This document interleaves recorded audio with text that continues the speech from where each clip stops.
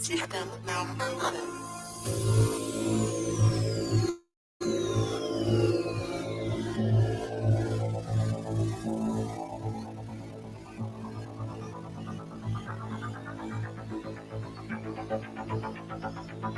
Welcome to the future.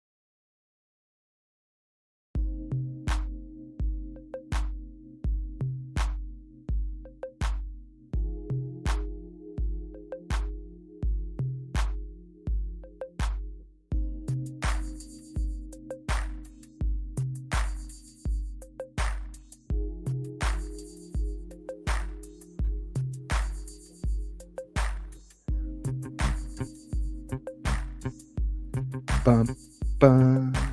What's up? Happy Thursday, everybody. How you doing?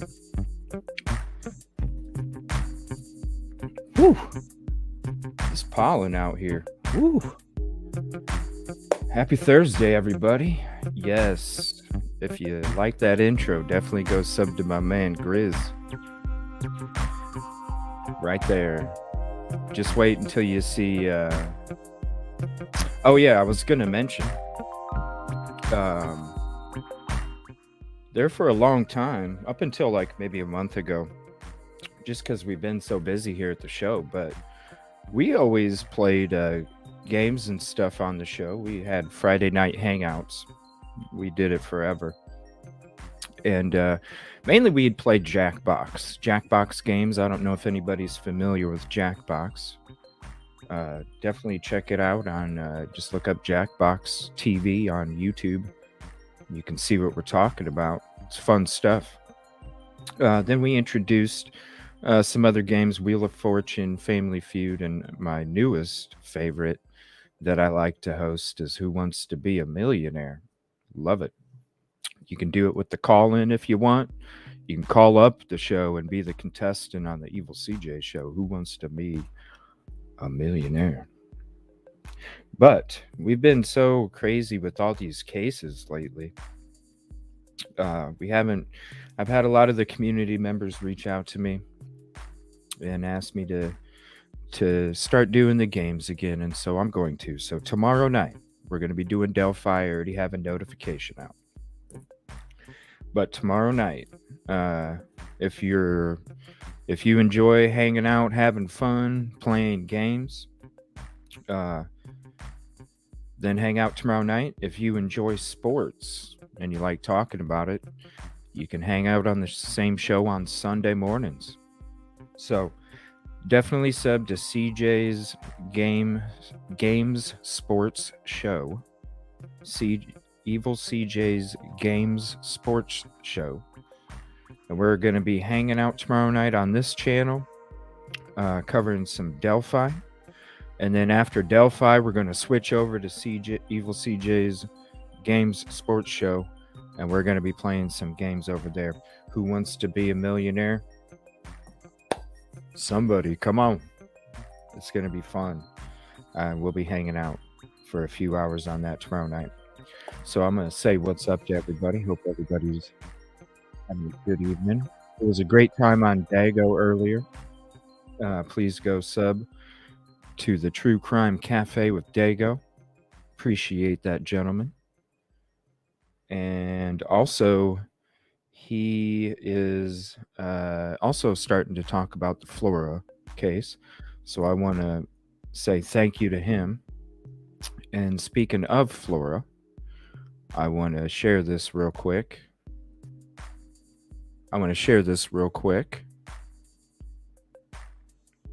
We got 20 t-shirts sold. We need to get some more.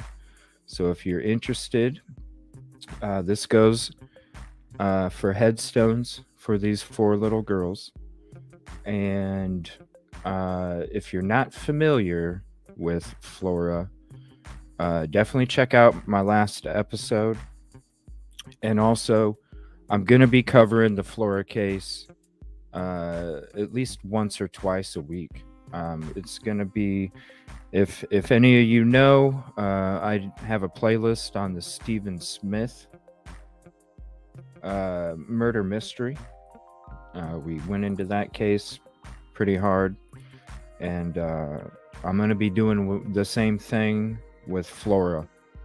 So JINx, if you can do me a favor, we're going to have a meeting at some point, maybe like 2 hours. And I'd like to sit down with you sometime, however we can do that. And I want to build out an outline, a map. I want all of this information up here, because I'm seriously going to do like 2 shows a week on it. It's going to be an every week thing. So I definitely I'm ready to take on all of that information. I mean, and I know it's a lot, but I'm ready to take all that on.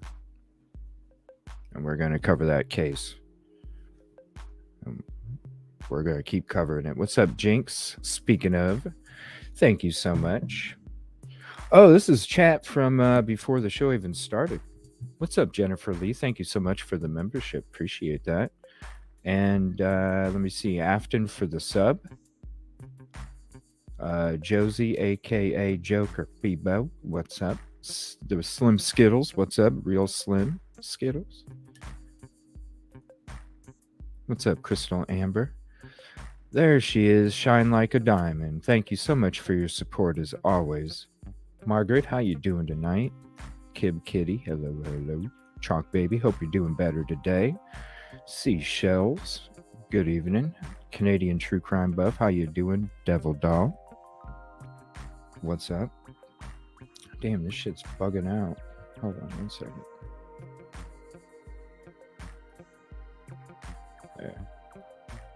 There.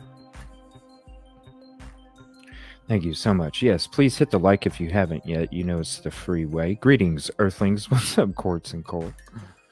No Chains. What's up? Natalie B. It was good to see you in Dago. Everybody, it was good to see everybody in Dago. Yeah, that was a good conversation. That was a really good... I thought that was a really good conversation. I loved it. And like everybody on panel, that was great. It was awesome. Congrats to Dago for a great show, man. What's up, Pappy Man? How you doing?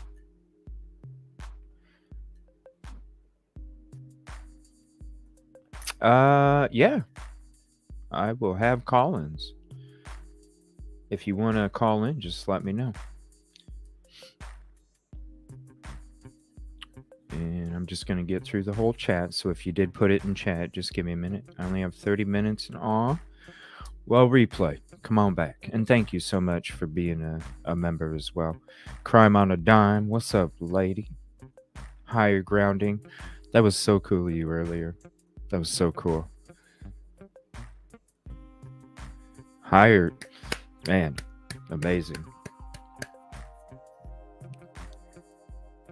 There it is. Evil CJ's Game Sports Show. Right there. We're going to be doing some games tomorrow night after we talk Delphi. And we're going to be having a special guest, too. Support with Steph. JINx, let me know if you want to put her channel in the chat. She'll be coming on tomorrow night. She'll be joining us for the Delphi conversation. It's going to be a lot of fun. What's up, 4 Yellow Rose? Cindy, what's up, lady?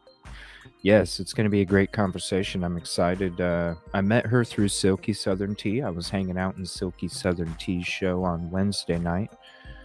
And met her through Silky Southern Tea's channel. And she's going to come on the show tomorrow night and talk to us about Delphi. It's going to be a lot of fun. What's up, Tech Death? I need to get some music, man. We got to hook up sometime. Probable cause affidavit. And I will go ahead and share that with you guys real quick so you can have it. And I'll also be sharing the new documents with you guys as well. I know we don't have time to usually cover all of it or read through all of it. I did think about doing a read through of it this weekend and then posting it online. But I'm definitely going to give you guys the link. So if you don't have it, I would like you to go ahead and save it if you would like. Yes, thank you so much. Spruced, what's up? Cryptic, Leanne, Lisa, Lucas, what's up, man? That's a cool icon pick. I like that. Marina Girl, what's up? Sussin, what's up? Yeah, definitely sub to Grizz. Amazing, talented. And from what I hear, Tech Death Hippie is pretty talented with the tunes as well. So we got to hook up, buddy. What's up, Gigi? Thanks for hopping in. Nope, it's the same intro. The same intro. Thank you so much, Higher Ground. Grizz, I'm telling you. What's up, Kendra? It was so nice seeing you guys in chat earlier in Dago. What a great show. MCOS. was a great discussion too. Even though we had different theories and thoughts and opinions, it was a great conversation. Thank you, Drunk Turkey Show, Daniel, Big Blue. That was a lot of fun. I never hung out with Big Blue before. That was a lot of fun. Thank you, Dago. Thank you. Appreciate you, Dago. What's up, Angel? Michelle. Crazy P, what's up? Dana. Afton, what's up? Thank you for the sub. Thank you so much. That's what it's about. It's about community. You know, we're not there is no, the only competition is with the right people getting, you know, convicted for these crimes. That's the competition. Because I mean, I would love everybody, you know. That's what I'm about. Peace and love, babe. What's up, Bianca? From Australia. What's up? Devil Doe. No, not a guru. I just, you know, I just been through a lot. I just been through a lot in my life, and I'm just about that peace and positive. You know what I mean? I've been through enough hell in my life. I've been through enough of that shit. It's about, you know, we ain't here that long on this earth, and let's just hang out and have a good time, you know. Thank you so much. Thank Grizz with a sub. Seriously. Jackbox. It's been a nice rainy day here. Oh, that sucks. I would be like, to be telling you, come hang out. I have to do it. I'm gonna be doing it on the Games and Sports Show. That way, I don't have it on like the True Crime World Events, you know, conspiracy type stuff. I just want to keep the games and the sports separate. What's up? If anybody wants to hop up, you're more than welcome to. We got Rory coming to the show here in a few minutes. He's gonna come hang out. He put out a couple new videos a couple days ago. So thou shall not kill true crime will be joining the show here shortly, and we're gonna hang out for a little bit. Do you have Yep, I already got it. Bautismo. Give me 1 second. Let me get that from my mods real quick. Sorry about that.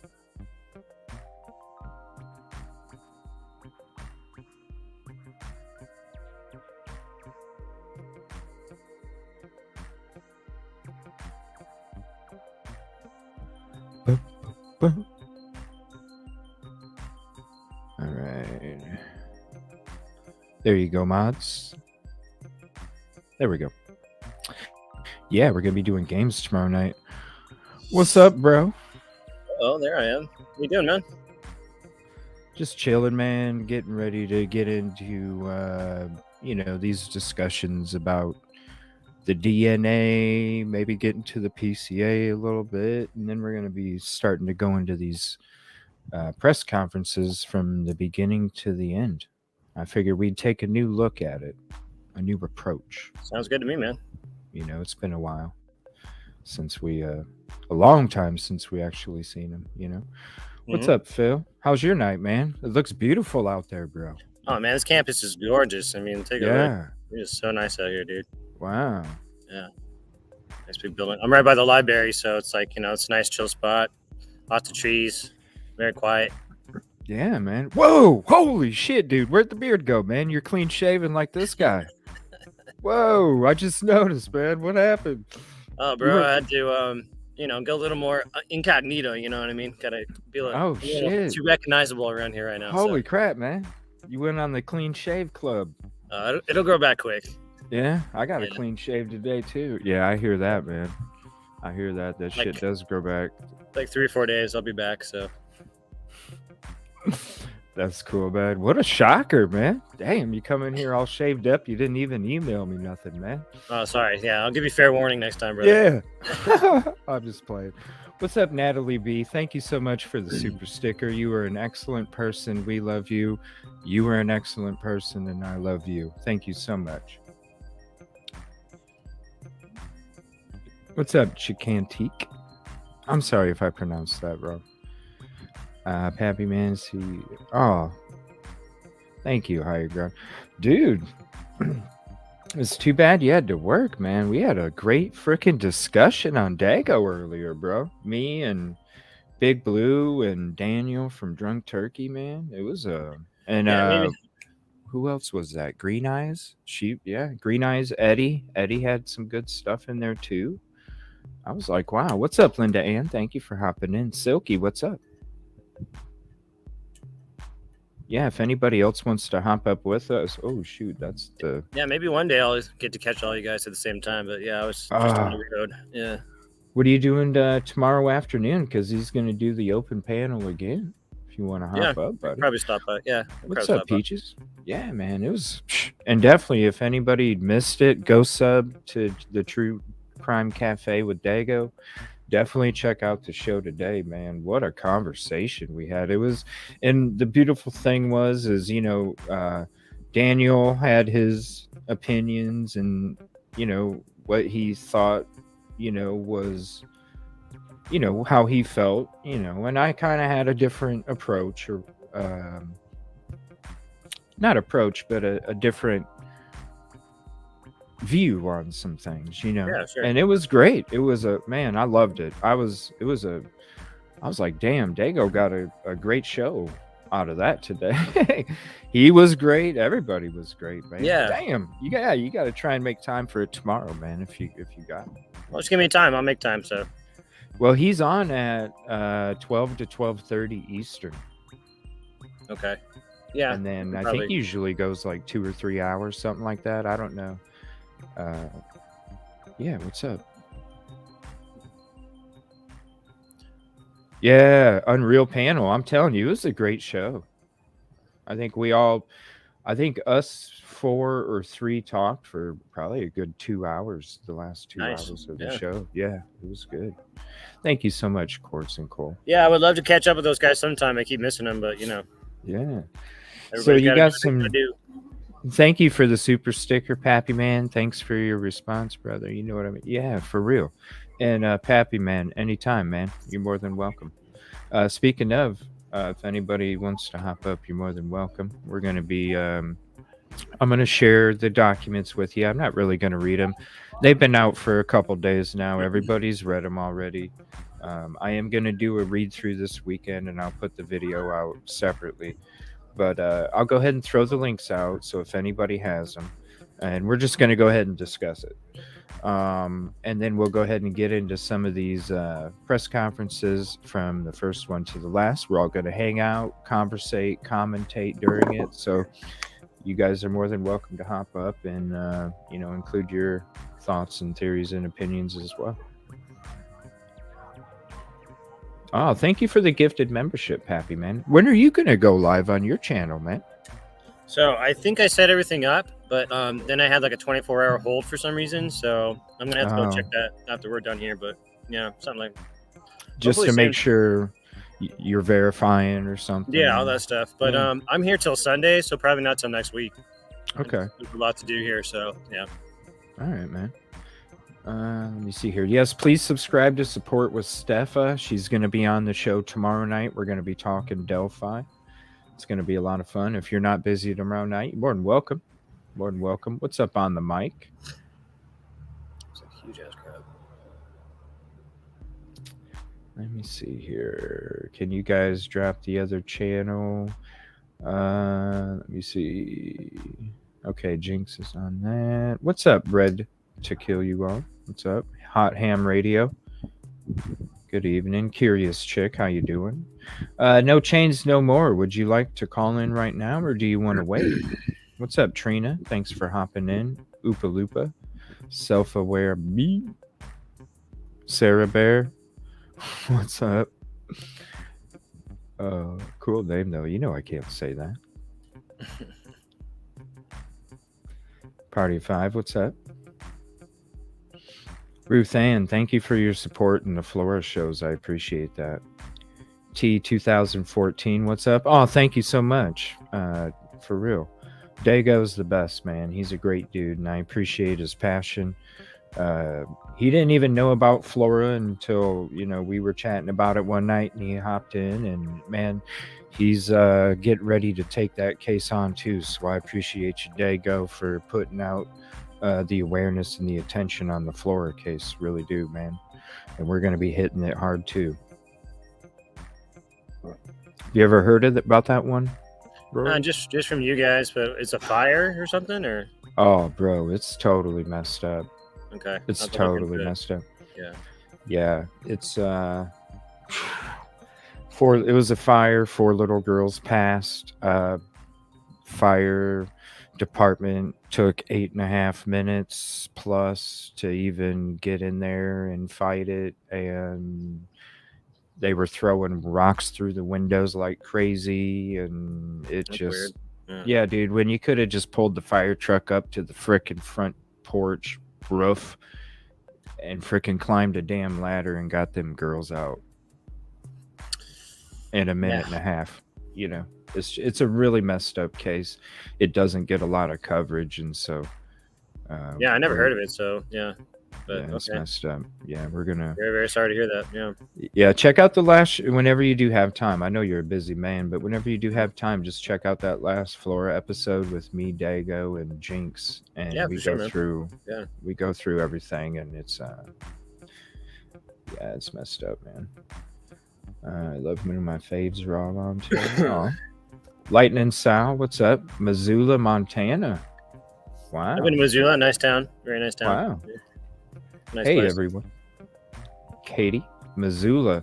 That's popular for something, isn't it? Because I've heard that city before a few times. Well, it's got a college. Missoula. There's something else I'm thinking. Glacier Park's not too far from there either, so yeah. National Park. Yeah. Thank you for the gifted membership, Kitty. What's up, Scarlett? Oh, thank you for the gifted membership, SRB. Yes, that's true. All right, we'll get through all this chat here. Thank you so much, everybody, for hopping in. Please hit the like real quick if you haven't. It's that free way to help out. Unresolved crimes. Yes, I invited him to the show, too. Send you a link. There you go. Where are you, Silky? You mean through the email? Send CJ, hit that? Oh, thank you so much. I thought you meant real life, because I was like, I'll be one of those people that goes to Mars and let you know what happens to human beings. Want to be a Mars guinea pig? Hey, I would. I mean, if you paid me enough, I guess, yeah. No, you'd have to make sure I was asleep the whole time, because I'm claustrophobic as hell. Yeah. And I imagine it would be, but still put me to sleep the whole time, wake me up, boom, I'm good. Let's explore. I mean, seriously, they would be fun as hell. Oh well. Be an experience of a lifetime, that's for sure. Yeah. What's up, Astrid? How you doing? KSA. Face as smooth as a baby's bottom. That's right. Judge granted BK's motion to shorten time to Really? Good. 627. Yeah, so they're having a motion to they're basically telling the prosecution, hey, give me all of your shit, and we need to see it now because we're tired of it. So that means the defense, they got something. So the prosecution has not shown enough evidence, and the PCA and the affidavit are a mess. So, Yeah. In my opinion. I feel the same way. Mm-hmm. I feel the same way. So I think that's a good move. I think that's a great move. Hey, Sheeby. Yeah, it sucks. I was gonna do some prep. I was kind of doing half prep, and then Dago wanted me to hop up, so I was like, all right. But man, I literally, it's hard. I can't wait till the day I have more time than 15 or 20 minutes in between the show to be able to research and all that shit. It's tough. You know what I mean? You're a busy man too, man. Crazy busy, man. Crazy. Yeah. I don't sleep. I sleep like 4 hours a night. Yeah, that's about what I get. 2 years and a month, I swear. 3, 4. What's up, Kim? Thank you for hopping in. Thank you so much. Thank you so much. Thank you to all the new members. What's up, Bianca from Australia? Tommy, what's going What up, on? Bianca? Tommy, what up? Let's see here. Where's Silky? Isn't Silky coming? Yeah, we're going to be taking on Flora again. I'm thinking Tuesday, everybody, but I'm waiting to hear back from some people because I'm waiting to see if they need it to be a different day. But as far as I'm planning right now, I'm planning Tuesday night.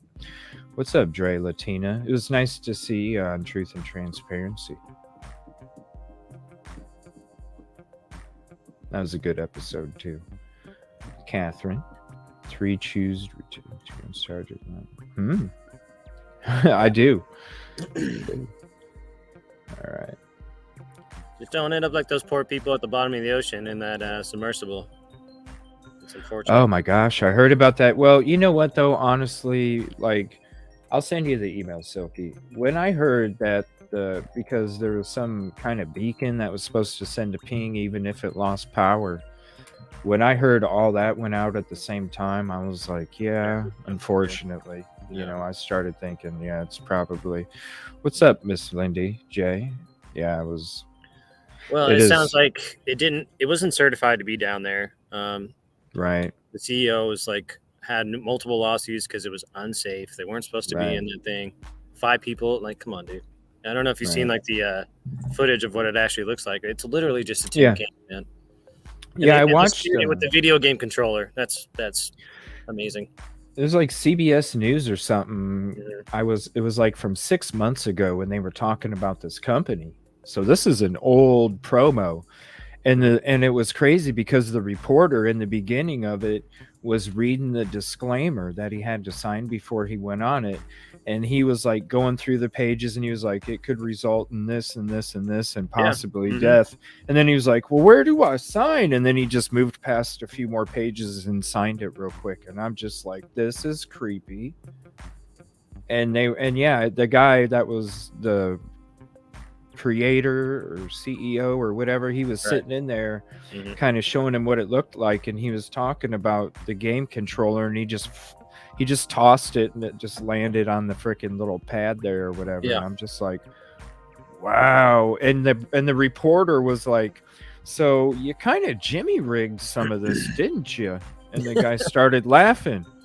And he was like, well, you got this stuff from Home Depot and you got it like on this thing. And he was like, I'm just like, whoa, this is a creepy thing. Well, I think the window was only rated for 4,000 meters, and they went like, or 4,000 miles, or no, 4,000 feet, 4,000 feet. And they went to like, what, 12, 13? So, I mean, that blew out. 6 stops probably. So, that was a disaster, unfortunately. Yeah, I think a lot of them employees probably, because there was a lot of employees that were filing lawsuits that were settled out of court, so obviously the shit didn't get out there. But a lot of these employees probably were going down there hearing the damn window creak, you know, and that's when I would have done the same thing. Like, yo, you can fire me. I ain't gonna go. No, I ain't going down there. Yeah, sorry. CEO and his son were on board. No, I think it was some other. I mean, from what I understand, there was somebody in their son, but I don't think it was the CEO, from what I understand. But yeah, some poor kid thinking he's going to go see the Titanic is now gone. So that sucks. Yeah. Silky, where'd you go? I emailed you, Silky. Here's a link in chat. JINx, if you want to hop up. There she is. What's up, Silky? Great show last night. Silky. Uh-oh. She can't hear us. Hey, can you hear me? There we go. Yeah, we can hear you. Okay, good. Great show last night. Oh my goodness, I've got some kind of delay going on. Oh, I know what it is. Yeah, I caught some flack for that show. Really? Of course. Aww. I had my first troll. I was so excited. It was a great interview. Thank your guest from me, please. Honestly, it was a great interview. Great questions, answers. I think some people didn't like it because he's very much pretty much by the narrative. And I'm like, but you have to, if you want to find the truth, you have to listen to everything. Right. And so, I've always been that way. Y'all, people that watch my channel know I'm gonna talk both sides. Mm-hmm. So Right. anyway. I mean, you have to. Oh yeah, definitely sub to Silky Southern Tea. I was on your show the Tuesday before this one, right? Is that what I was? Yeah. Definitely go check out that show too. I got to go hang out and be a guest on Silky's show. I was nervous as fuck. You are welcome anytime, CJ. Anytime you've got time, you just tell me. I'm nervous when I'm a guest. Why? I don't know. Dude, honestly, when I start doing lives, I'm going to be way more nervous because, I'll have so much more respect for you. I think you have a harder job. It's easy. I went the other way, man. Easy, bro. I was never a guest. I had never been a guest on anybody's show, and then I started my show. So I kind of went the other way. So because Silky, I think, gosh, yeah, you were the first person to invite me on their show. Really? For the show. Like, I've been invited on other shows at the end of the show or something once or twice, but never actually invited on a show. So you were the first one that invited me. Yeah. So well, their loss. I was definitely. I was nervous as. Yeah. You're like, I can hear you, but I can't see you. And I'm like, yeah, I have my camera shut off. I'm nervous. Okay. Oh my gosh. Yeah. I couldn't imagine you getting nervous, CJ, because you do this every day. I don't know. It's weird. Yeah. It's weird. I don't know. It is. It was great, though. It was a great show. Yeah. Oh, for sure. All right. So if anybody would like the copy of the PCA, and I'm sure most of you have it, but there's a lot of new people coming in. So if you want to have that, there's your copy. We're going to switch to the new documents that came out a couple days ago. I know you all know what they are. I'm not going to read through them all, but I will share it with you in case you don't have it. And let's see right there. And I will be doing a read-through of it offline that I will post this weekend as its own separate video. Oh, what's up, support? How you doing tonight? If you're not busy, you're more than welcome to hop up to JINx if you'd like to as well. And we're going to be talking Delphi tomorrow. Are you busy tomorrow night, Silky? Tomorrow night, I'm going live for, I don't know, just a little while. Around 6. What time are you starting? I'm starting at 7, but I can start a little later if there's the new documents. I can start a little later if. Well, I can keep it to an hour, so I can change it. It's Friday night. We hang out late on Friday night. You know that. Yeah. Late night. I'm working this weekend, so. Are you? Yeah. What are you talking about again? Delphi tomorrow night. Grizz. If you're not busy. Grizz. Oh, okay. Yeah, we're gonna be talking Delphi tomorrow. Support with Stefa is gonna be a guest as well from awesome. your so we'll be having her tomorrow night too. But yeah, seriously, anybody that wants to join, we'll be going through the new videos of Richard Allen and kind of discussing some of the other stuff that I've been putting in the folder over the last couple months, and talking about Delphi. And then we'll be talking about Flora on Tuesday as well, Silky. So if you're not busy that day, please come hang out for that as well. Let me see here. So I'm going to go ahead and promote your channel again, Rory. Well, thank you, man. Always even though you probably don't need it because all the people are over here. Sounds like people kind of know who I am. I'm not trying to it sounds word around the campfire is So one of the conversations we had today was about this statistical match. Mm-hmm. So you made a video about it. Is it cool if we play it? Absolutely, of course, anytime. All right. And would you like to talk about it after that? Here's his channel real quick. I will go ahead and put it in there so the mods don't have to. Save them one thumb. There we go. Hello, Dana Dane. Let's see here. It's a cool name. I like that. Gina, what's up?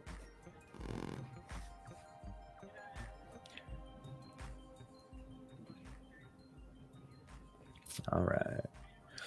So this is the new video, Cotton Swab Statistical Match to Koberger. We knew this 6 months ago, and that's a nothing burger. That's right. So that's exactly what it is. Now I'm starving.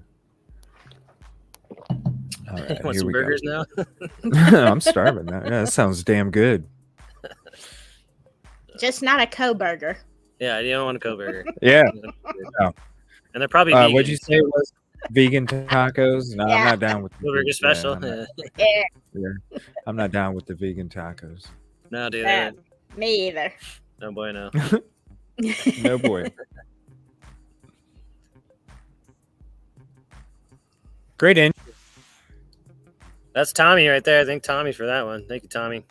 Much appreciated, buddy.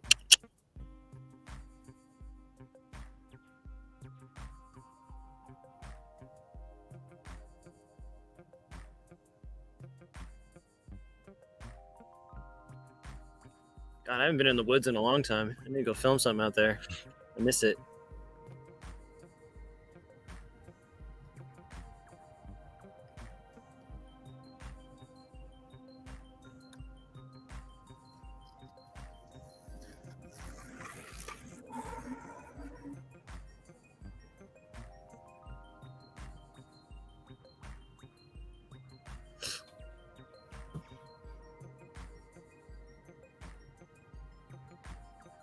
Oh, no sound? Oh my gosh. Uh-oh. Sorry about that. I don't know why it does that. It's like all the time. Here we go. Sorry about that. Well, hello. Good morning, good afternoon, good evening, wherever you are. Whatever time you're watching this, good to see you again. And welcome back. We're going to listen to that again now. Sorry. Only I heard it last time. I was sitting here rocking out. My bad.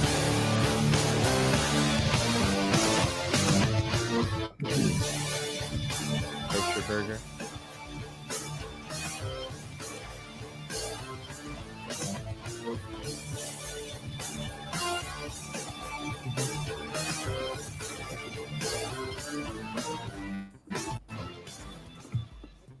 Alrighty, so today we're going to talk about this supposed new information that has come out about the DNA in the knife sheath. I don't know about you, but I'm pretty sure we've known about this for what, 6 months now?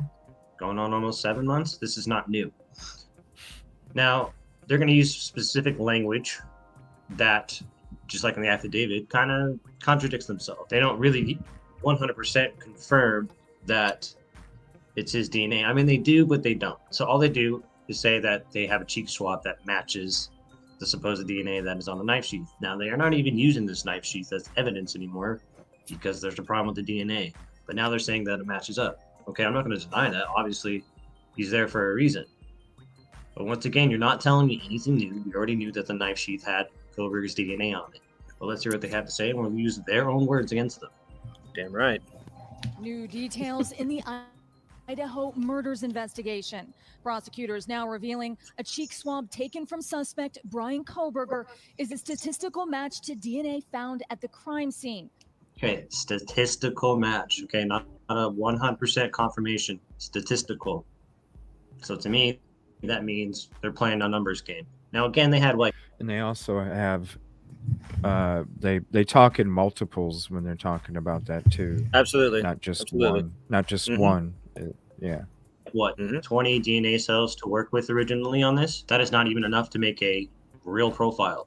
So again, look, this is just my opinion. What they're telling you, okay, this is the mainstream media. You can take it for whatever you want. And I apologize if there's a lot of background noise here. It's kind of noisy, but so you can take it for what you want. But to me, they're not telling me anything new that we don't already know. This is a nothing burger to me, in my opinion. Koberger is charged with stabbing and murdering 4 University of Idaho students last year. The key piece of evidence, a knife sheath next to the bodies of Kaylee Gonsalves and Madison Mogan. Investigators had compared Okay, again, so that was their key piece of evidence, and then they decided to not use it because of a problem with the DNA genealogy testing on that. Now, again, they're going to say that it does match up. Okay, great. It matches up. But we already know that he was off the scene, okay? We already know that he has something to do with this. You don't end up in an orange jumpsuit in jail for no reason. You have something to do with it. What part he has to play, we do not know yet. But what the mainstream media and law enforcement and the affidavit and the PCA are telling us don't make no goddamn sense. So this is why we have to sit here and question everything they say. It's getting frustrating. that to familial DNA found on trash outside Oh, Koberger's thank parents' you. house. But after taking a swab from Koberger himself, prosecutors now Wow. say the two DNA profiles are matched. After a comparison Okay, so if that is absolutely true, then that is a bit of a problem. But like I just said, we already knew he was there. We already knew that he was, pinged and caught on camera. Here's the thing, though. Again, I hate to keep repeating myself, but the affidavit and the timeline and how everything went down and the PCA do not make sense. So again, I go back to when he got arrested right here in Pennsylvania. Thank you, Pappy Man. Who else did you arrest? It's very hard. You can have your own opinion, but to me, it's very hard to convince me anymore that if Brian Koberger did this, there had to be somebody else. Mm-hmm.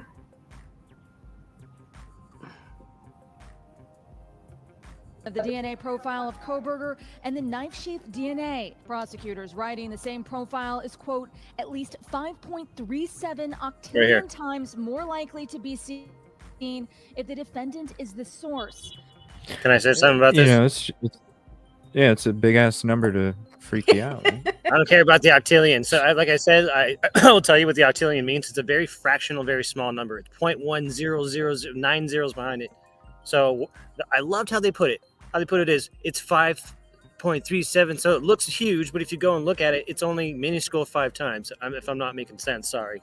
But what I wanted to say is if the defendant is the source. So is he the fucking source or is he not the source? Okay. So once again, we go to Right. why can you not say yes or no? This is the guy 100%, but they're using their own words against them. More likely to be seen if the defendant is the source. So do you know? Do you Right. know? Are you sure? And how is there only one piece of DNA on this knife sheath when it's supposed to be a bloody damn mess in that house? Right? If they found it right to next to Maddie, how does her DNA, how does other people's DNA not get? Like, I don't understand it. How convenient is it? 20 cells of DNA end up on a button snap on a knife sheath. Fantastic. You know it. That's what I was mentioning in Dago's stream when me and Daniel were talking. I was like, who's to say that it didn't get stolen or you didn't sell it to You don't know. somebody? You You know don't what I'm know how it saying? got there. Like, and it was a great conversation. So what's up, True? when did they actually do the genealogy test? Was it after they caught Goldberger or was it before? Like, when did they get the DNA results? It had to be before? Because I'm hearing they didn't get the DNA until after they arrested him, and then they're like, "Oh yeah, this is the guy." They didn't even keep a report on how they built the freaking tree either. They didn't even keep a report. All they can go off of is notes, and that's why they didn't want nothing to do with it. Because I'm sorry, if I'm getting convicted of something, I want to know how in the hell you got to me. How'd you get me? So what if you have me? How in the hell did you get to me? Yep. Why I should be able to know that. Sorry, Silky. No, I was listening to Crime Circus. I don't know if you ever listened to that Yeah, channel. we love Crime Circus. Yeah, we love Crime Circus. Yeah. Oh, okay. Well, now he was saying that something about they got the DNA, the familial DNA from his dad's trash, Love and it was GTS. a small something in the trash can and that's how they connected it to Koberger. But I'm like, well, what made them look at Koberger to start with? Or, I mean, you know what I'm saying? I don't know. It was a little, I don't know. It's 1 by 27 zeros. Yeah, it's nothing. The FBI is who gave Moscow the information. So that's a really good point, Silky. So that means that So they were tracking him for 4 days, right? From the 26th to the 30th, supposedly is when the FBI was Mhm. tracking him for that long. So that means you only had at most 4 days to dig through his trash, send it off, get it tested, and have it come back as a match. Are you Yeah. serious? That happens? That's 4 days? You can get that in 4 days on a DNA test? That's amazing. It is. Dawn. That's like the speed of light. Dawn's got a great comment there. Seems like that makes it 0.0537. Hey, we got a smart math person in there. She's right. It's Yeah. nothing. It's nothing. Yeah. It was word salad. I love how the mainstream media likes to do that kind of shit. They like to give you these big numbers that don't mean anything because they know most people will not go and look that up. They're like, oh, that's got to be huge. It's not. Go look it up. It's nothing. No, you just got to read the report. I mean, I know use your common sense. It's a long report. I know that, but if you read through it, you see like all the BS. You're just like, wait a minute. Do you? Because I mean, you got didn't- people being like, "Oh my god, now they got you just Kohlberger got for real." notes. You just got notes. Like you don't even have like the equate. Like Lana said, you know, the equate. You're not showing. Yeah, you can. Like she was saying, it's like a like a math problem. You know, yeah, you got your answer, but you got to show your damn work. Exactly. Mm-hmm. And you can't go in there and say, if this guy is the source, well, you're screwing it. I'm using your own words against you. So do not say, if it's 100% Kohlberger, you said this guy's the source, and we're done. But they cannot do that. It's been 6 months, and they still cannot give a definitive answer. That's why the defense is pushing for this hearing, because they want the evidence now. Yeah. And I like it. They smell blood in the water. The defense smells blood in the water. Oh, and she's all about them technicalities. We knew wants- that from the I'll from tell the you, first dude. day. Prosecution better get their Absolutely. shit together. This case is done. Yeah. And I liked what Crime Circus said is talking about how much money it was going to cost them the longer that this went on. And the more the city is going to have to pay It's gonna if they wipe it don't out. have a suspect, if they can't arrest anybody. Mm-hmm. Absolutely. Yeah, it was a money decision. It's also a reputation decision for the university because this house that's 5 minutes this way is a major reminder and eyesore for everyone. So Oh yeah, they just want to Yeah. tear it down because because they can't forget. Yeah. And I mean, Yeah. I understand that, but here's the thing. That's an active crime scene. Okay. Mm-hmm. To me, anyways, that's still, there's so Until many. trial's over. Yeah. Exactly. Right. You can't tear Because that who down. says what if Kohlberger's don't know. found not guilty? Yeah. You know what I'm saying? Yeah. It's Then you still got to go back inactive. in there and tear that place apart and figure out what happened. So, yeah. What's But up, I just Dana? find it very interesting that T-Smalls. they're in a hurry to bring that down. And you know they got top dollar when they bought University of Phoenix for $550 million a month I or get two plenty ago. of money. This is a bunch of You crap. Oh yeah, they And- got plenty of money. And they got $2 million. They got $1 million from the state, and then I think the university got $1 million. Which Oh, you know, yeah. I saw that broken Wow. down into what they did with it. A lot of it was in, what was it? Not the words. It wasn't conversation. Consultations. Oh yeah, Hey. they love those. Yeah, you could have hired me to consult for a whole lot cheaper. Mm-hmm. Pay And me I 30 do. bucks an hour. I can salt away. Exactly. Yeah. And Linda, that was my point exactly in my conversation earlier on Dago's the whole time. Like his DNA could have been on there before the crime was even committed. And that's Mhm. how I kind of ended what I was saying with as well. It was like you can't say for sure that it wasn't sold or stolen or Okay, it but when was his on there DNA, I before. mean, so if it was his, wouldn't he have to handle it? Wouldn't he have like a palm print on it, like a fingerprint somewhere No. else?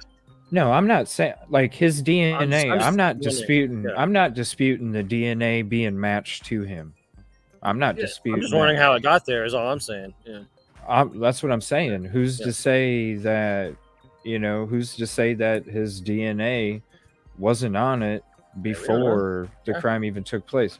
Mhm. To me, in my opinion, because as a juror, if you think about it as a juror, you're always supposed to think, because innocent until proven guilty, you're always supposed to think about reasonable doubt. if you can find reasonable doubt in anything that the prosecution is giving you, because you have to base it off of innocent until proven guilty. So that's why we have these discussions. And so when you're looking at this information, it's just, I don't know. It seems like, you know, the big number, that's great. I'm not disputing it. What I am disputing is when the touch or transfer DNA became on, you know, was on the sheet. That's where what I question. Yep. Not that it matched up. Now, who knows? Once there's a trial and we start to figure out why it was on there, then, you know, then you start to wonder, okay, is there reasonable doubt there? You got to understand first why it was on there before you can say that this person committed the crime, because it's innocent until proven guilty. Can someone Google Brian Kohberger family tree? Oh, thank you, Upa. I wasn't trying to win. It was a great debate. Like, he was right as well. You know what I'm saying? Daniel, Dago. The thing about debates, you're not trying Eddie? to win, you're trying to No. meet. You know, it's a What's meeting up, of the minds. Nasdaq? You know.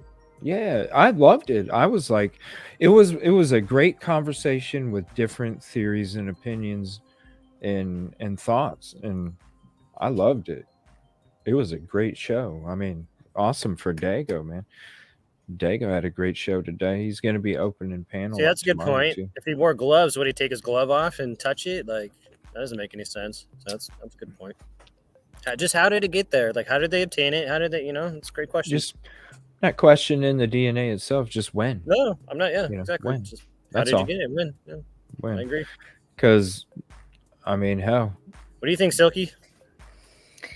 Well, you know, to me, that's almost, you know what, really, the whole thing in wasn't it in the PCA that they said that this, in other words, we want you to sign on this, even if we don't count the sheath and the whole, you know, knife thing.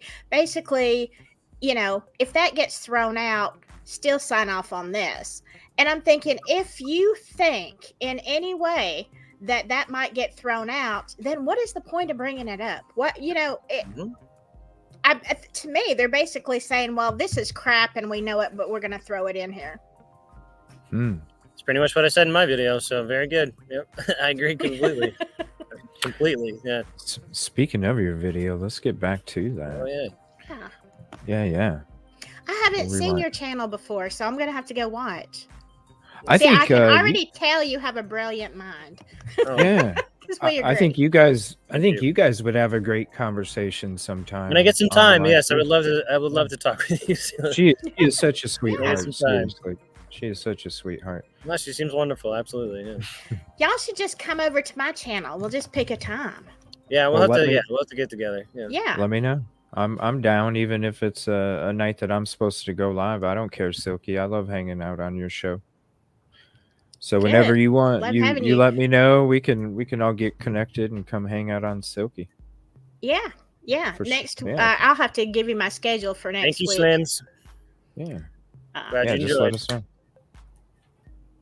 Just let us know. All right, let me share the rest of this video here real quick. What's the temp out there, man? It was about 80 today, but right now it's like 60s. It's perfect. Out right now. Ooh, Oh, it's nice. beautiful out right now, man. Wow. nice. This campus is gorgeous, man. It's quiet. It's gorgeous. It's like It it's looks got like history it. to it. Yeah, it's nice. Oh, thank you, Shibi. Appreciate that. Yeah, it makes a lot of difference when you talk with people that are smart and think properly and don't I have loved it. a Think. narrative. Yeah. Yeah, I loved it. It was a great I think conversation. that's one of the worst parts of our society today is that people cannot sit down and like, well, this is what I think. I don't give a shit what you think. This is what I think, and you're wrong.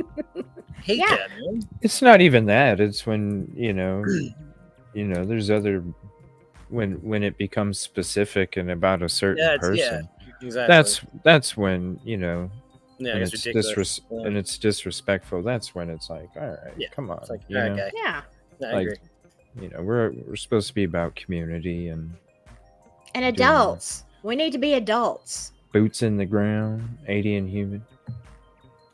Was cleaned and reason barely any. Well, I that's a mean, great that's question. definitely that's Why is the definitely door open for wide open in the morning when it's 28 degrees out? I don't leave my door open when it's 28 degrees out. So that's just me. It's a great question. Thank you, V Slims. If they don't need the geological DNA to get the warrant, why did they? Third attempt, if I remember correctly. That's a great question. Who knows? All innocent until proven guilty. That's all. All right, we're going to get back to this real quick here, and then we'll go ahead and talk some more. No chains. If you're interested in calling, if you want to call after this video is done, let me know too, and I can open it up for you, or the panel. Right here in Pennsylvania. Who else did you arrest? It's very hard. You can have your own opinion, but to me, it's very hard to convince me anymore that if Brian Kohberger did this, there had to be somebody else.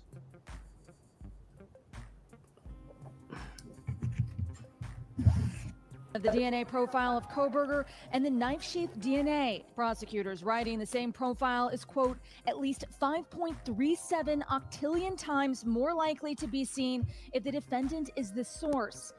Okay, what does that say? If the defendant is the source. So what is it? Does it match? Is he the source? What the hell is going on here? Now, I looked up the word octillion. Octillion is basically a fractional number. So it's a 1.1 with 9 zeros behind it. So this is a very fractional, very small amount. Okay, but they're trying to make it sound very exorbitant. No, she didn't. It's not. It's a very small amount. So again, Linda. Just not enough to convince me here, guys. Look, again, sorry to have to go back to that David and PCA, but this is what you wrote. This is what law enforcement wrote. This is what the mainstream media is pounding down our throats. Okay, so if you could explain that to me and make it make sense, I'll believe you a little more. Up until now, you ain't telling me anything we do not know. Then an unrelated individual. Police department search warrant. Come to the door. The night Kohberger was arrested at his parents' Pennsylvania home in December, officers in Washington state served a search warrant at his apartment. He was indicted by a grand jury last month. He chose to... That grand jury, the secret grand jury that indicted Brian Kohberger out of the blue, right when Bethany was coming up with possible exculpatory evidence. I'm sorry, that just never sat right with me. You guys can think what you want on that, but to me, they're hiding something a lot bigger than just DNA. Stand silent at his arraignment, prompting the judge to enter not guilty pleas on his behalf. The indictment charging Kohberger with 4 counts of murder in the first degree for the killing of Ethan Chapin, Xana Kernodle, Gonzalez, and Mogan in their shared home. The family wants to move along. They want to get a conviction and move past this as much. Well, it's hard for the family to move along right now because the prosecution hasn't even talked to them. They have not been able to talk to the prosecution. I don't believe they are under a gag order, but they don't really want to talk. So because they don't have any information. I think that what a horrible position that must be in. So right there, I mean, if I was the prosecution, why would you not want to talk to the victim's family? Like, yeah, 100%, this is what we got. Don't worry. But here we all are because the prosecution and the powers that be don't want to tell us what the hell's going on. Why? And that's a great question. Why? Thank you for the super sticker, Amy. But was the knife used fit the K-bar sheath? That's a good question because we don't That know. is a very good question. We haven't Thank seen you the again knife for the so supers. don't know. Great question. Shine like a diamond. Do you all think more involved? I do. Yeah, it's becoming, like I said in the video, it's becoming very hard for me to believe that there's only Kohberger, if at all. So, in my opinion, I don't know. yes. Yeah. I kind of feel like he was involved somehow, but Yeah, wasn't. I don't know how, wasn't but the obviously- main. But we'll see. We'll find out in trial. I mean, what if he was? It said that he was using substances. I mean, what if he just really wanted to buy something and he was, coming over? It was a Saturday night. I know it was early morning, but hey, it's college. What if he stopped by and then realized, oh, hey, something's wrong, or for whatever reason he was there and said, Whoa. The door's open. Oh crap! You know. Wow, thank you, Dre Latina. I appreciate that. The $50. Wow, thank you. And I love that icon photo too. First of all, we don't know that he actually asked that question. Well, it's one of the interviews.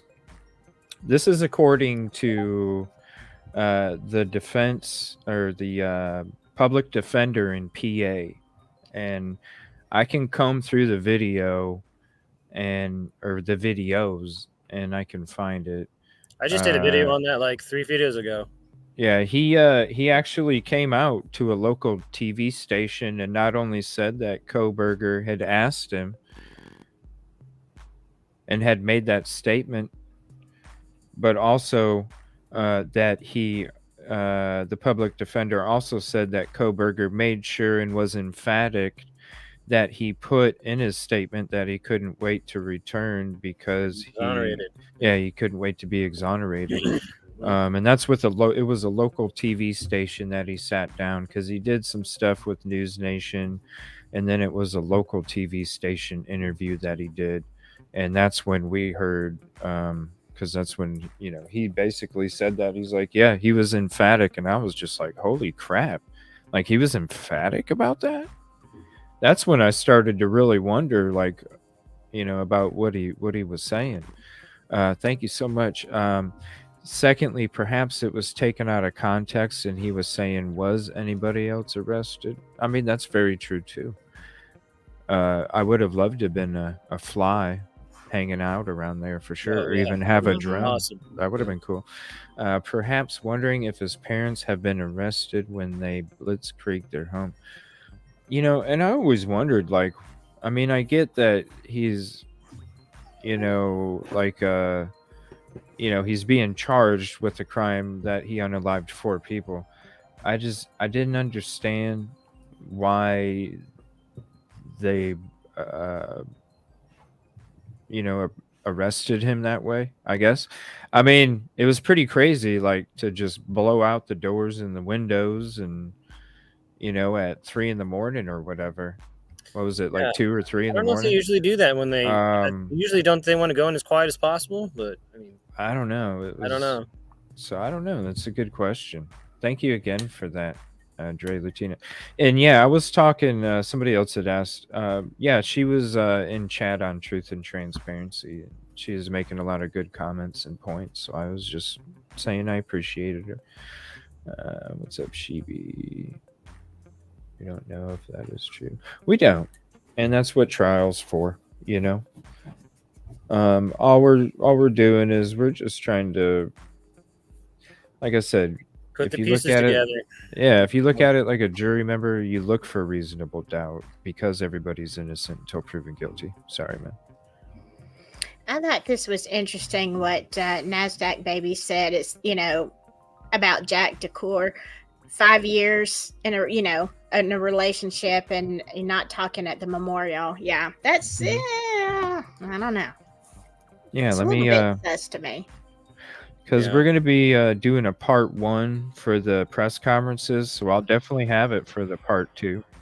I'll go ahead and because I got to dig through about 1,000 some videos, but I know it's pretty early in the beginning, obviously. So I'll definitely include it on part 2 if I don't get to it tonight. And I'm already making a note here. Because, yeah, when I heard that, I was like, what the hell? Came from the public defender's mouth. Yep. We need to invent the fly drone. Oh, yeah, that's a good idea. I need to get a drone. That'd be awesome. Pretty sure the CIA already has that. I mean, I don't know. Yeah. I'm just going to take a wild guess. They already have something like that. On the spread with large game. I don't even know who that is. One of the best evidence. Jack Showalter. Or Jack, yeah. Okay. Why has that never been brought up in pressers or PCA? The Banfield body cam? Because the people running and stuff, the 4 gentlemen that were talked to in the beginning of it. Wrong place, wrong time. I served jury duty I wish I could. there's so much reasonable doubt here. That's all I'm saying, Kate. That's all, because you have to think about it like that.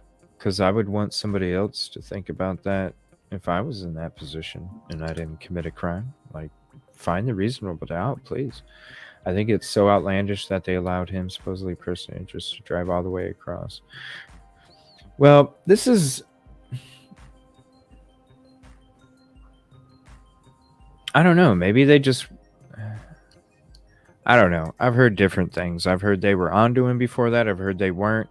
I even got something sent to me from NOLA of a press release on the 29th stating that they were still looking for a 2011 to 2013 on the 29th of December. What? Yeah. Here, I'll show you real quick. What the heck? Now, if there's... Let me see here. Hold on.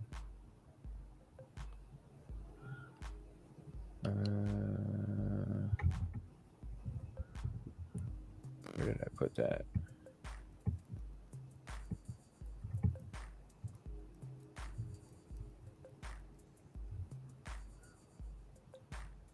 Where did I put that damn thing?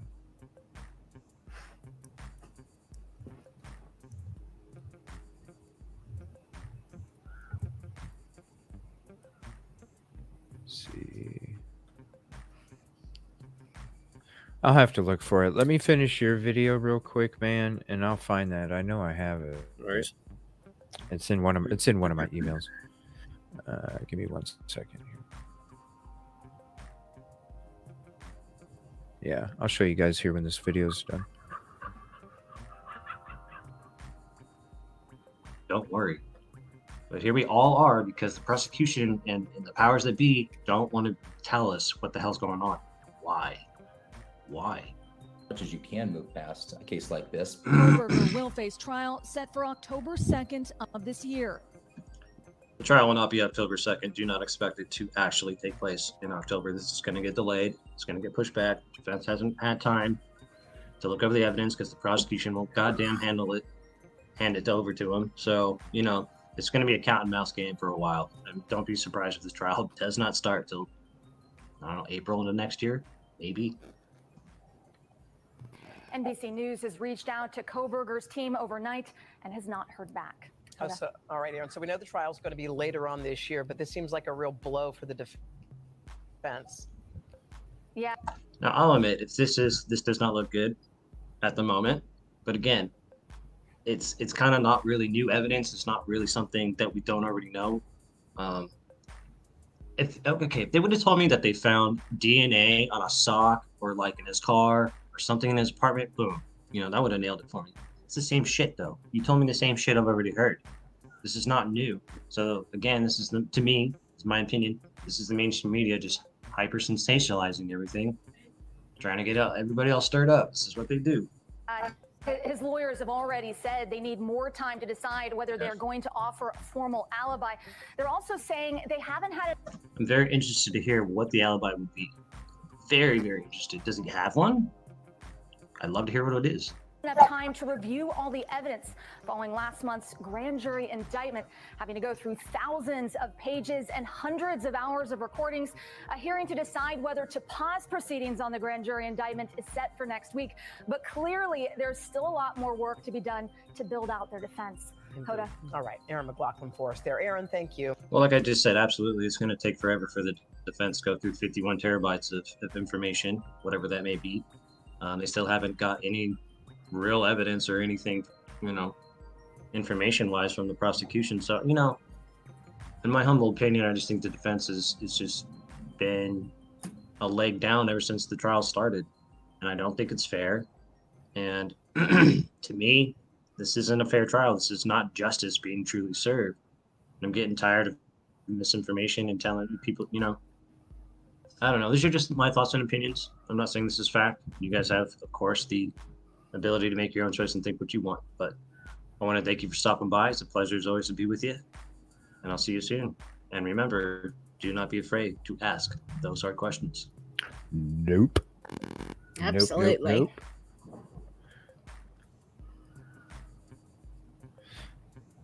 And I agree with you, man.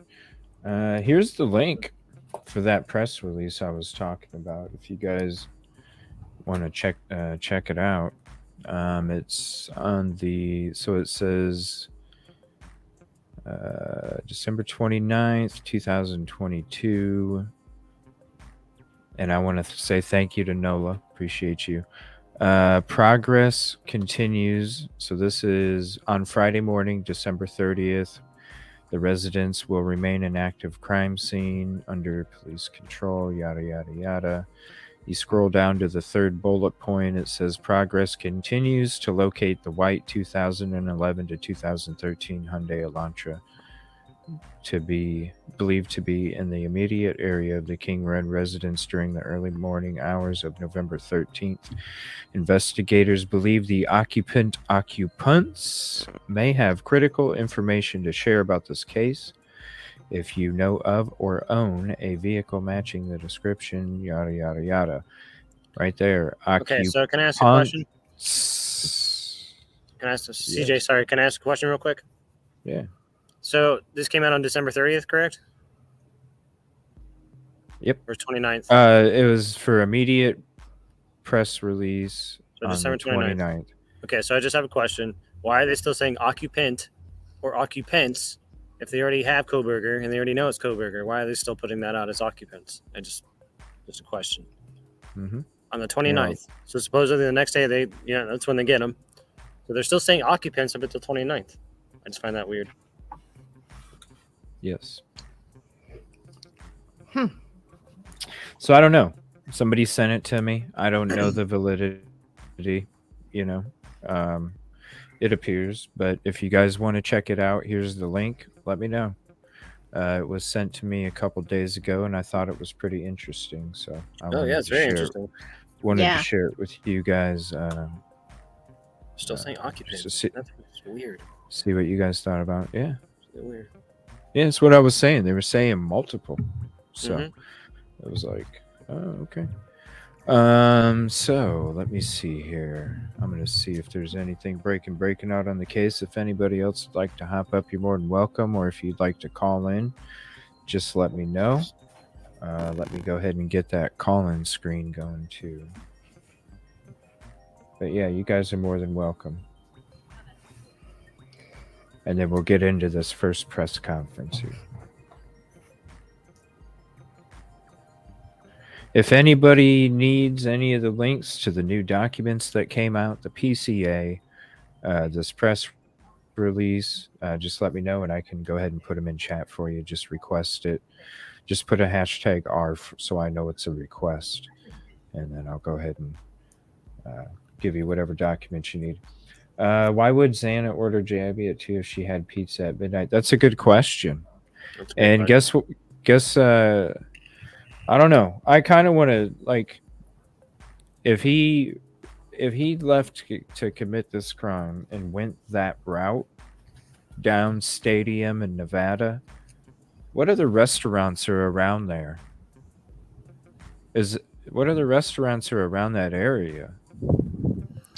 For Not him many. to have turned that road, there had to be a reason he went that way and turned. Why would you go, if you're going to go to the crime, why would you go down? Why would you go down? You're good. Why would you go down through the middle of the city? Why would you go down through the middle of the city and then, so there had to be a reason. What if it wasn't swinging by Kopaka's? What, was there another restaurant? Bro, there's nothing. I mean, like, no, because he gets okay. So when he gets caught on the camera, there's no. Trust me, there's no restaurants around there, dude. At the closest one, you would have to go downtown. There's nothing open at that time downtown. Right. There's nothing around the coffee house apartments, restaurant wise, that he would go there for. There's nothing there. Yeah. What's up, Cammy Q? Cammy Q. Yeah, I remember, and thanks for all the kind words too. I remember Steve G talking about pizza and stuff, and so that is a good question. Why would? But then we've also heard that the speculation that the DoorDash wasn't necessarily ordered from the house. So maybe that's why. It's I'm possible. interested in knowing from the autopsy who actually ate. Did the girls eat? Like they may have come home to something going on. You know, I kind of thought that sometimes too, Pappy Man. I kind of wondered, was there something else that took place before? And then I've also wondered, they're stating between 4 and 425, but did you guys pay attention when the upstairs wasn't calling anymore? The calls stopped. It was a huge rush of calls, and then it was two That's right. what was it? 240 something, I'm thinking, when there was no more calls after that. Sounds about right. 240, 250, around there. So yeah, I don't know. It's just odd. Wait, thought Xana. Well, the TikTok was active, Mm-hmm. but was she messaging anybody? I don't know. All I know is up until 412 she was active on it. So The account was active. right. So The account was active. yeah, We don't know if she was, very because good I point. don't. I mean, so, and they're not really releasing too much about E and X either. So that's another question too, because they never really released. Remember, after 9 p.m., they wouldn't really tell us anything after 9 p.m. So you're going to say that the last time they were seen out in public was a couple minutes after 9 from the frat house? No. But then you don't. There's no other information beyond that. So then that makes you wonder, well, was E and X first and M and K walked in? It's a possibility. I mean, Definitely. just don't know. It makes you wonder. I mean, Mm-hmm. I don't know. CJ, this is why I asked Danny on chat on Dago's channel today, what are the limits on the lies that long? Are they allowed to lie on a bolo? Dre, you have great questions, seriously. And that was a great question today, for real. You know, because I even made a comment. I was like, you know, if I'm being pulled over for not using my turn signal, or no. If I'm being pulled over for going 68 in a 55, I want to see the radar gun. I want to see how you got to your conclusion if I feel that I didn't do it. Mm-hmm. And that's all I was saying about the information about the whole family tree. How did you? I'm not disputing that it's Brian's DNA. I'm just wondering how you got to it, because if you listen, this is a high profile case. If you're not giving it your 150, if you're not taking reports and making reports, that's not giving it your 150, especially with this high profile. So the fact that you didn't even care to write down the homework except for a couple notes, are you giving it your 150? Thank you. 254. Thank you. Okay, there you go. And that's why I think they said that because in the beginning, Ellie stated the crime took place between 3 and 4. And that's what makes me wonder, okay, so they would say between 3 and 4 at first. Okay, so it's interesting you say that. So do you know why they're basing the timeline from 4 to 424? It's because of Bethany. It's because of her phone records. That's what they're going off of. Oh. Interesting. Mm-hmm. So she was probably texting the roommates, keep it quiet. I just find that interesting that they're going off of Bethany's phone records. Or whatever. Yeah. I thought they were going off of when, was it Xana that was on TikTok? Yeah, the account around was 4. active. Right. So Yeah. I think but Bethany for sure they're using, and I think Xana kind of comes in with that when they kind of think she perished. Yeah. So somewhere around there. But yeah.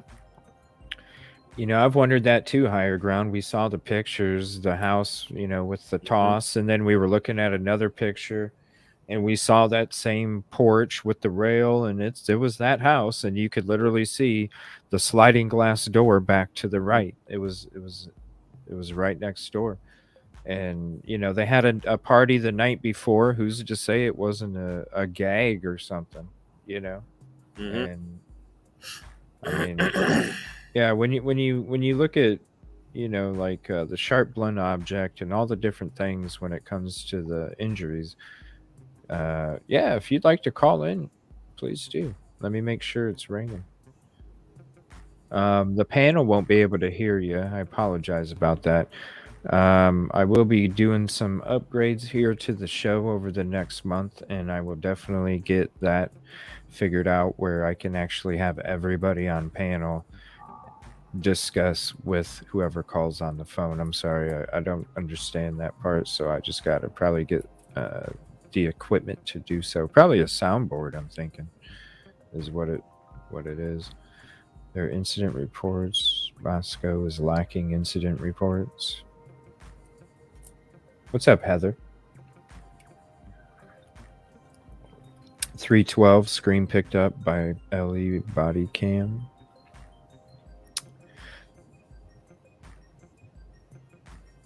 Basing it off the roommates' phones only. This crime scene was a disaster. I feel the same way. But, how could they ever be prepared for something like this, honestly? That really small community, that small department, like I said in the beginning, they are probably just used for noise complaints and car accidents, That was probably what they did a lot of the time. And then all of a sudden you got a quadruple homicide. They had to be thrown back, For Yeah. sure. I mean, why didn't they? I don't even understand. Same as Delphi. I don't understand why small town police even really handle this. Like, why don't you give it to somebody who really knows this? Yeah, they should have called in. I don't want to call them, just more experienced, maybe the FBI or somebody. But yeah, I mean, this is a lot for him. I mean, Brett Payne's a rookie on this, right? He's the rookie lead detective. So I don't think this is the best case to have to be your first case, in my opinion. But I don't know. It's a lot of questions, just, a lot of questions that need to be answered. That's for sure. There has been. A lot of times, and I hate to say it because I work with law enforcement, but a lot of times it's an ego thing. Oh, we've got this. We're not, we don't need the big dogs. Yeah, you really do. You do need the big dogs. Especially on this one. Yep. Yeah. Oh, for sure. Yeah. With the high profile, the high profile of it, and just, yeah, for sure. All right, CJ, I'm going to move to the library real quick, so I'll be back. Okay, buddy. All right, bud. Yeah, we'll go ahead and chat for a few minutes while he transitions, and then we'll go ahead and get that first press conference loaded up. And we'll check it out tonight. Is there anything anybody else would like to go over? When did the FBI take over? I do have that paperwork. I really, Dago had a great idea. He was talking about printing out documents and having a file folder next to him. And I think I need to do that instead of trying to keep all these documents and emails and, there's so much. And yeah, I would love to be able to have the paper copy with wherever it's located on the computer. Just boom. 60 FBI agents in one town. Yeah, 62, I believe.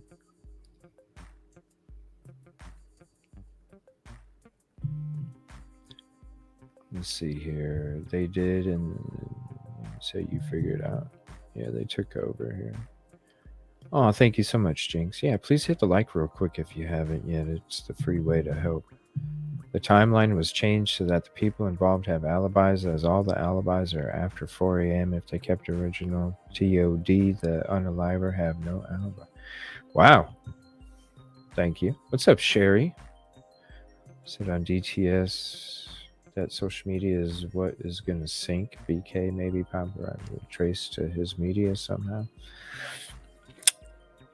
Did they ever prove that though? Because I mean, you know, I've got all those too. No, they never released anything. You know what I'm saying? They never released anything to that. So, you know, you could have your opinions and your theories and stuff, but it hasn't been confirmed or denied. Yeah. But from what I've heard, the Papa Roger wasn't even linked to that any of his emails or anything. That's why I thought it was always somebody else. Yeah, I mean, although Hey, that what's up, person Michigan? did seem to know a lot, so, or they were a very good guesser, maybe. I don't know.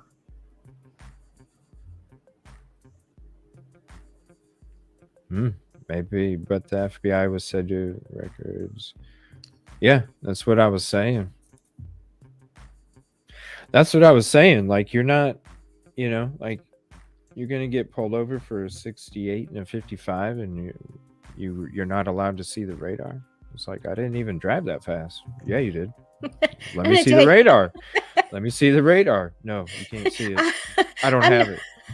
I'm Well, not asking okay. that question because I probably was driving 68 and a 55. Oh shit. I'd be like, oh, let's not look at that radar. Let's just leave that up to God, and Yeah. you know. Need an actual office. Need an actual office. So do I. I've been thinking that the last couple of days. Yeah. A lot of trolls out there. That's all right though. It's about us. I ain't worried about that. All involved, created alibis. It's interesting thoughts there, Heather. I appreciate it. I only type with one hand, so I write, and I write a lot. I have. Aw. Well, do you want to hop up? No chains. Or do you want me to open the phone before we get into this? I have it on my list. What's up, Josie? Thank you for the sub earlier. Small department, but when a detective, they need to make the moves.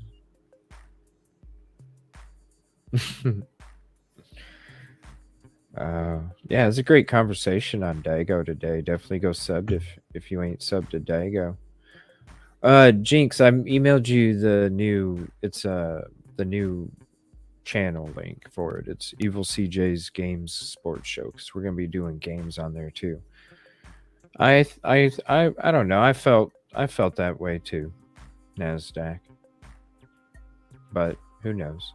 You know, it's just weird. It's just weird.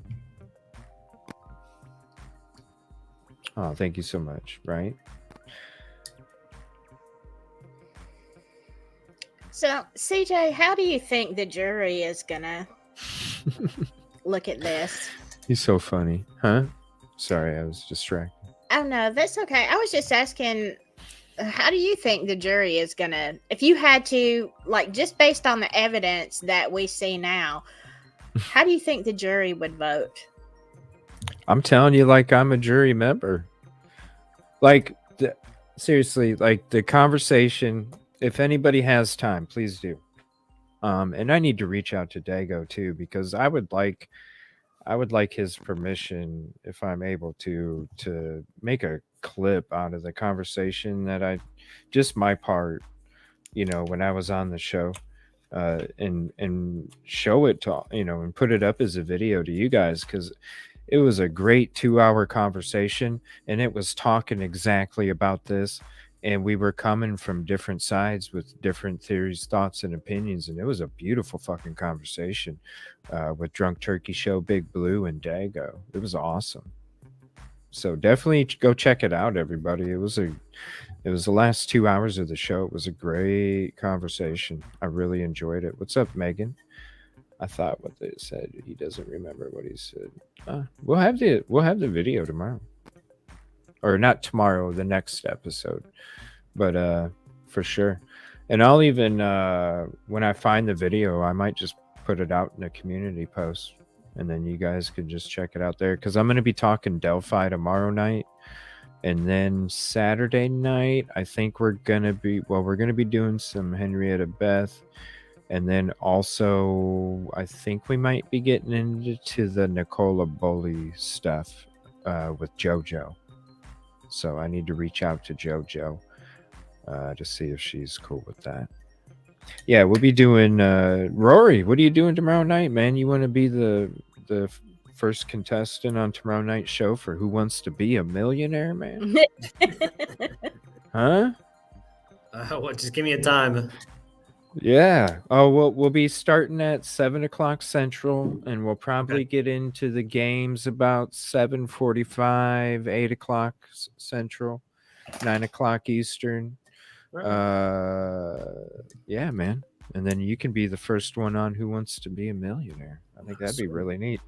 If I win, do I get $1 million? No. It's million hair, right? $1 million hair? Yeah. Million hair. Who wants to be a million hair? Million hair. Yeah, exactly. You get bragging rights. Yeah. I'll take it. I could make like a little, since everybody loves my long intros, I could always add another screen to my intro of all the million hair winners. How long is your intro? Like 15 minutes? It's lengthy. No, it's like it's about like 5 minutes until I get to the show intro where it's go time. Okay. Yeah. And then I say hey to everybody. So I was just skip ahead 8 minutes if you don't want the intro, and skip ahead another 40 if you don't want to hear me saying what's up to everybody. Hello. Yeah. No, enough. I mean, I just think DT, they totally, that's how they feel. You know what I'm saying? Like, and I totally see where they're coming from too when it comes to what he was saying.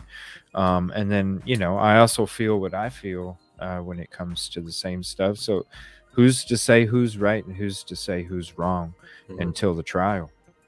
Until the trial, who's right, who's wrong?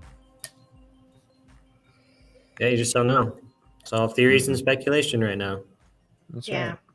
Right. I think everybody needs to keep an open mind, I could be wrong because my theories, but it's the same way as I said, as I was trying to tell my people last night, like, look, if you do not keep an open mind and even listen to the narrative sometimes, you know what I'm saying?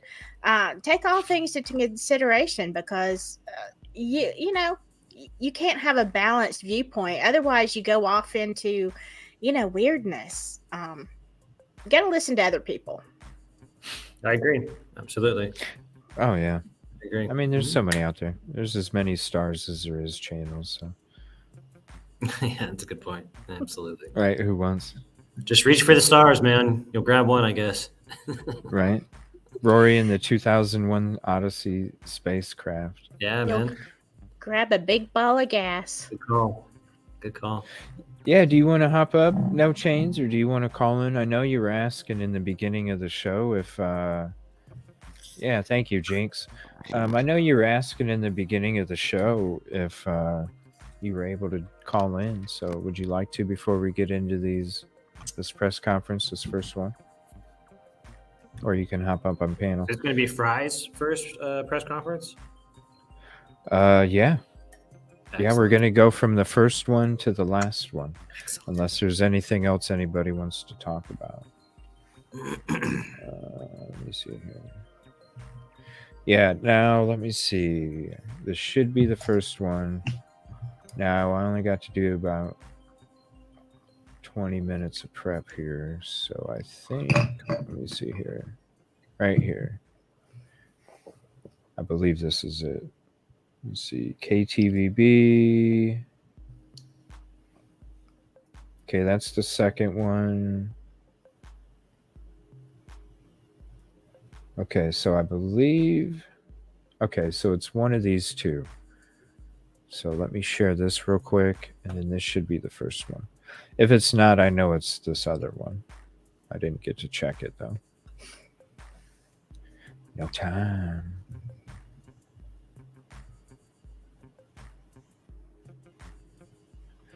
Let me look at this date.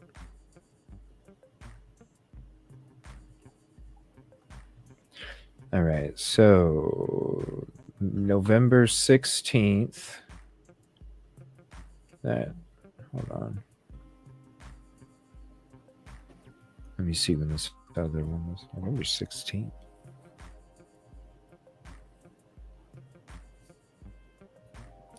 Oh, come on. Yeah,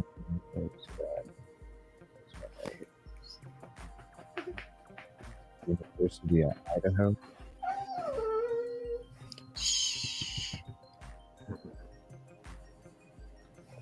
Joining me today is the late Dr. Hold on.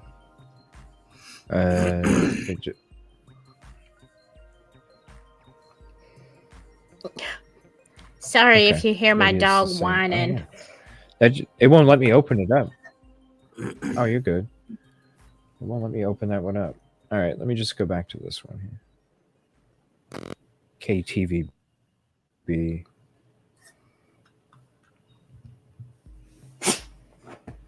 And if you ever want me to pause it, just let me know.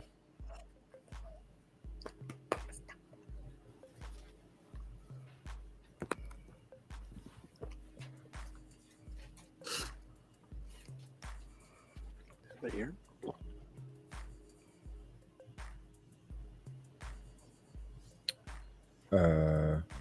I agree, KSA. I do too. From day one. Thank you. My name is Chief James Fry with the Moscow Police Department. I'm going to be reading from my notes today because I want the information you received to be extremely accurate. We know you have questions, and so do we. That is why we're here. I'd like to thank everyone for attending this press conference. Joining me today is the Latah County Prosecutor Bill Thompson, University of Idaho President Scott Green, Provost and Vice President Tori Lawrence, University of Idaho Dean of Students Blaine Eccles, Latah County Sheriff Richie Skiles, Chief Deputy of Latah County Tim Best, Idaho State Police Colonel Kedrick Wills. The Moscow Police Department would like to extend our condolences to all family members, friends, the University of Idaho, and the Moscow community. This was a horrible crime that took the lives of Ethan Chapman, Xana Kernodle, Madison Mogan, and Kaylee Goncalves. This horrible crime has affected all of us, the families, the University of Idaho, our community, our country, and our officers. Agencies that are involved in this task force include Latah County Sheriff's Office, the Idaho State Police, and the Federal Bureau of Investigations. As we continue our investigation, we have learned that Ethan and Xana were at a party on campus, and Madison and Kaylee were at a downtown bar. They arrived home sometime after 1:45. If anyone in our community or across our nation has any information about these times or the victim's whereabouts, please call our tip line at 208-883-7180. The facts of the case that we know right now. We know that these homicides occurred in the early morning hours of Sunday, November 13th. Around noon, Moscow officers received a call of an unconscious person. Officers discovered the bodies of Ethan Chapman, Xana Kernodle, Madison Mogan, and Kaylee Goncalves inside the residence on King Road. The four were stabbed with a knife, but no weapon has been located at this time. There was no sign of forced entry into the residence. Investigators are continuing to collect evidence at the scene. Investigators are working to develop a timeline to relevant events. Autopsies are taking place today on all the victims so we can continue to gather evidence and solve the crime. Investigators are working to follow up on all leads and to identify a person of interest. Based on details at the scene, we believe this was an isolated, targeted attack on our victims. We do not have a suspect at this time, and that individual is still out there. We cannot say that there is no threat to the community, and as we have stated, please stay vigilant, report any suspicious activity, and be aware of your surroundings at all times. What we do know, or what we don't know, excuse me, the identity and location of the suspect, the location of the knife or any clothing that was worn by the suspect. Currently, we have 25 plus investigators working this case, as well as assistance from the Federal Bureau of Investigation and the Idaho State Police. We're reviewing video that has been collected, but we are asking citizens to contact us with any information you may have that will help in this investigation.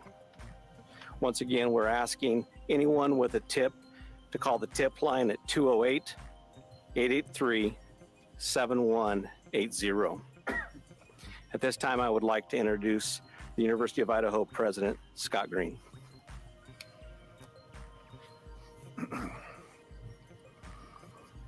Thank you, Chief Rae. I'm Scott Green, President of the University of Idaho, and with me is Tory Lawrence. He's our Provost, and Blaine Eccles, our Dean of Students, will be available for questions after all of the statements are made. The crime, to us, this crime and the loss of these young lives is just simply beyond comprehension. While our small community is certainly not immune to such things, it's not a situation our close-knit campus is used to dealing with. First, my deepest condolences to the families.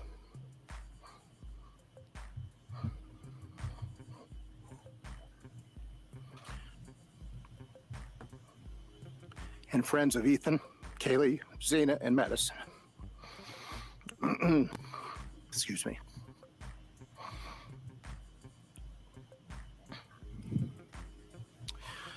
Their loss has been devastating, and they were bright lights in our community and are deeply missed and remain in our thoughts and our prayers. We've been working with Moscow police since we were notified on Sunday of the crime. We've helped when asked and continually pushed for information whenever possible, knowing that we cannot interfere with the important work and good investigations that are occurring. We just want justice for these victims. Our focus at the university is to support our students and our employees. We are encouraging students and employees to take care of themselves as we head into Thanksgiving break. I want to take a moment to commend our faculty and staff who have been on the front lines helping our students, whether that is providing counseling to those in need of support, accommodating those who want to travel home, or engaging those who find comfort in staying busy interacting with their peers and our instructors in class. Our employees stepped up when our students needed them. While we have relied heavily on the expertise of Moscow police, we feel confident that remaining open with flexibility to leave allows our students to decide what is best for them. The weeks ahead will continue to challenge us as this loss and the circumstances around this crime become known. We will support each other as we grieve, and we'll move through this together as a Vandal family. Thank you.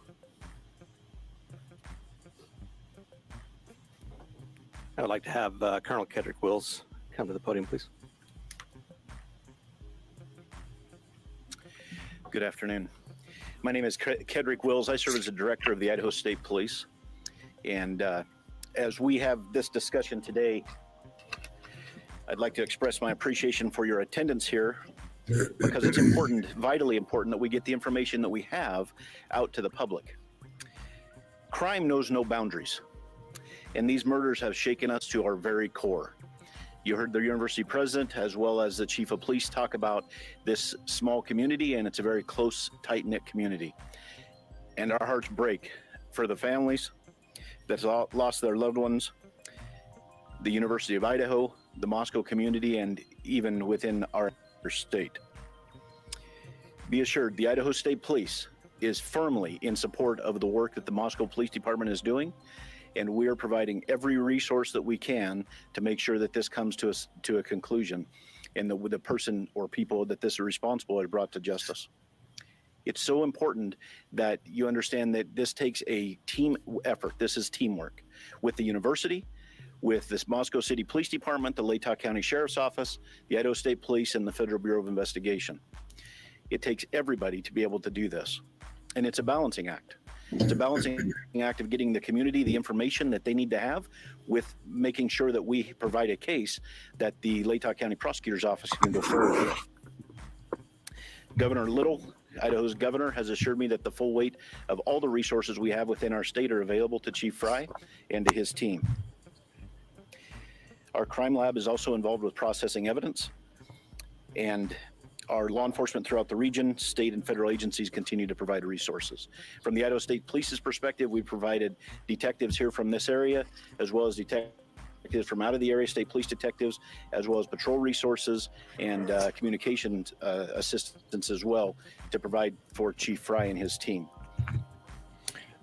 I don't know. What do you guys think about that so far? And I'm going to introduce a couple people here backstage.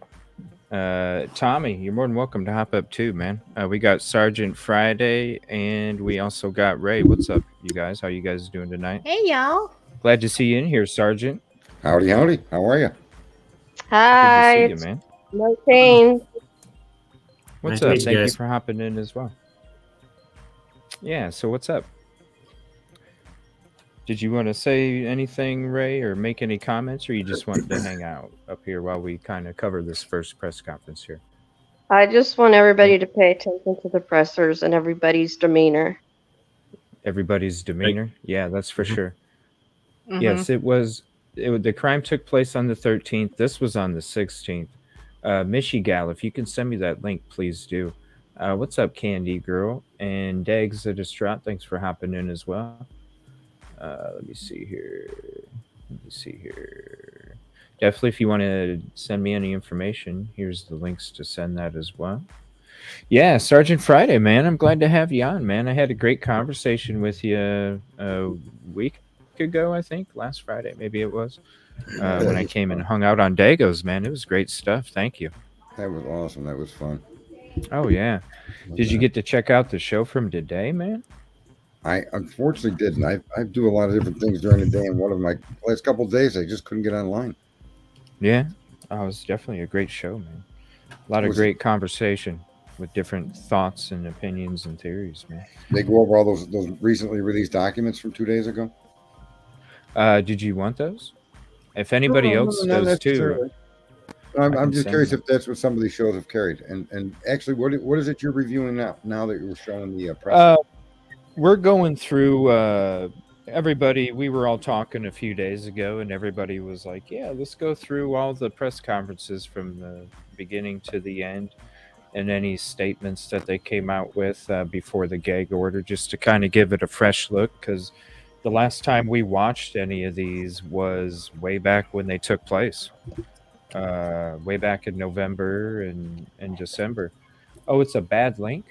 It shouldn't be. Here, 1 second. Yeah, because this is here, I'll send it to one of my mods, and maybe they can. I know I had some issues putting that Flora link out there because it was too long. Let me send this to my mods. Can you tell them it's no chains up there?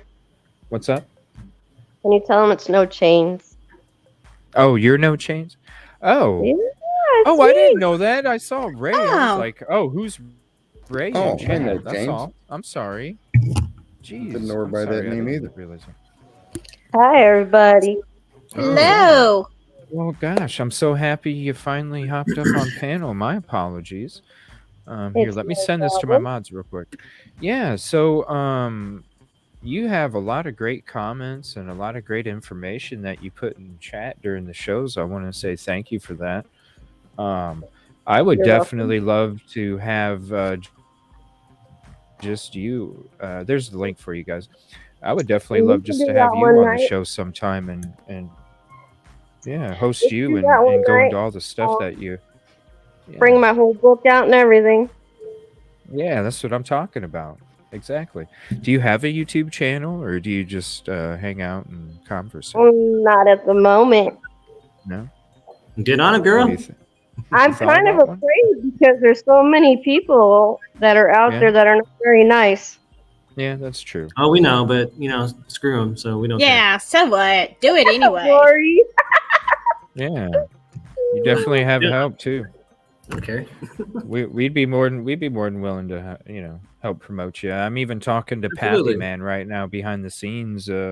If he would like help, getting his YouTube channel started, I told Pappy Man definitely do whatever he would need to, give him a hand, because I like trying to lift everybody up at the same time. It's Same all here. about the community. Yeah, for real. So if you do ever make one, let me know and I'll start promoting your link too as well. You guys will be the first to know. All right, I can't wait. Yeah, but yeah, just let me know.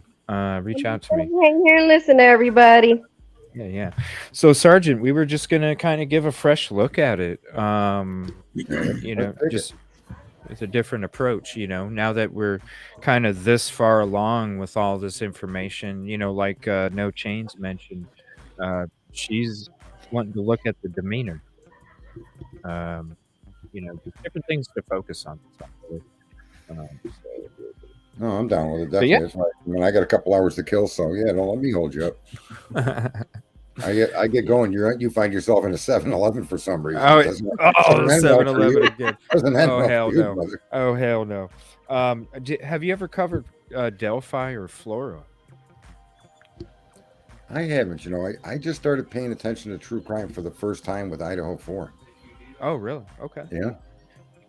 Yeah. I love paid your attention to OJ cases. I like the legal cases. I like the legalities that get argued and the questions that can be posed that are usually very relevant to what procedures and what they can and can't do when it comes to arresting an American, or how they're supposed to treat us, what they're supposed to turn over. Right. All of this process is so important.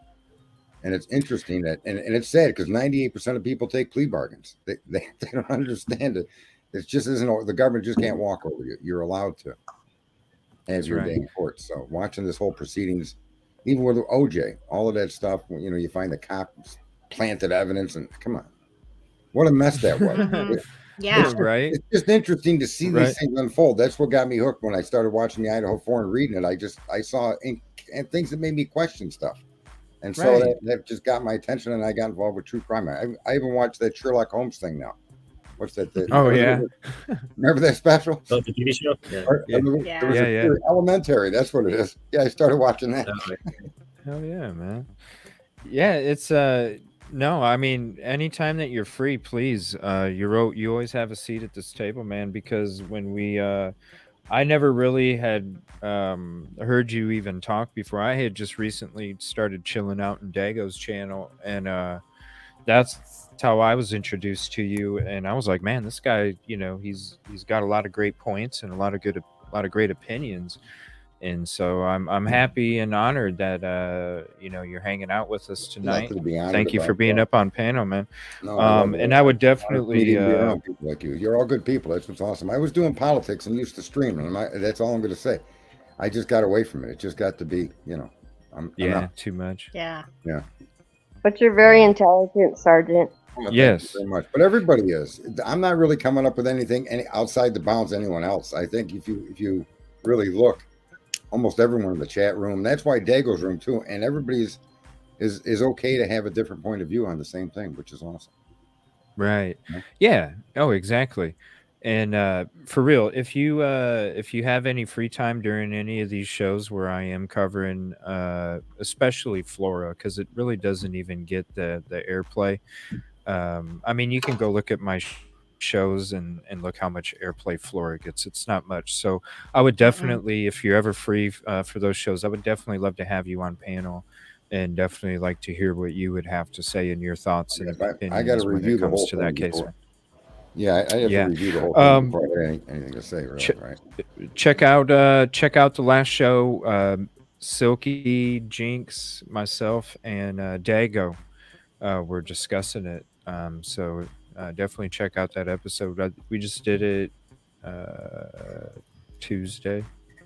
Yeah, Tuesday night. it's on into the show, like it's towards the end. Yeah. But Yeah. it's horrifying. Would it be like out of bounds or something if I asked, has anybody on tonight, or have you addressed, or are you going to address the potential witness that appears to be a family member? Has anybody even talked about that?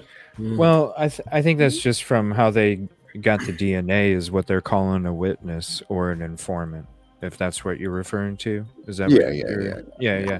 I believe, now I don't know for sure, but I believe that they are referring to the quote witness or informant as in the person that they were able to link the DNA with Kohberger, which I believe is be the one of father. those, Yeah. right? The father or That's one of the right. family members that Right. was Well, on the we train. do know they took the garbage from that house that was for whatever reason thrown out, like obviously across the street, right? And they used that garbage then to confirm Brian Kohberg's DNA, right? So it was the father. So I wonder if the whole time people have been accusing a sister, if it really wasn't the father that's been snitching on him and participating. Really? Yep. Yeah, it wouldn't surprise me. Look at the weird trip. I mean, was it common for him to go there and ride back with his son? Is this something scheduled that's normal? Is it, I don't know. When you start looking and you realize that, and then you realize it was his DNA that was provided that actually gave them the ability to find Brian. So you have to question. It seems to me like he's done more to hurt Brian than anyone else. It seems to me like he might be the witness.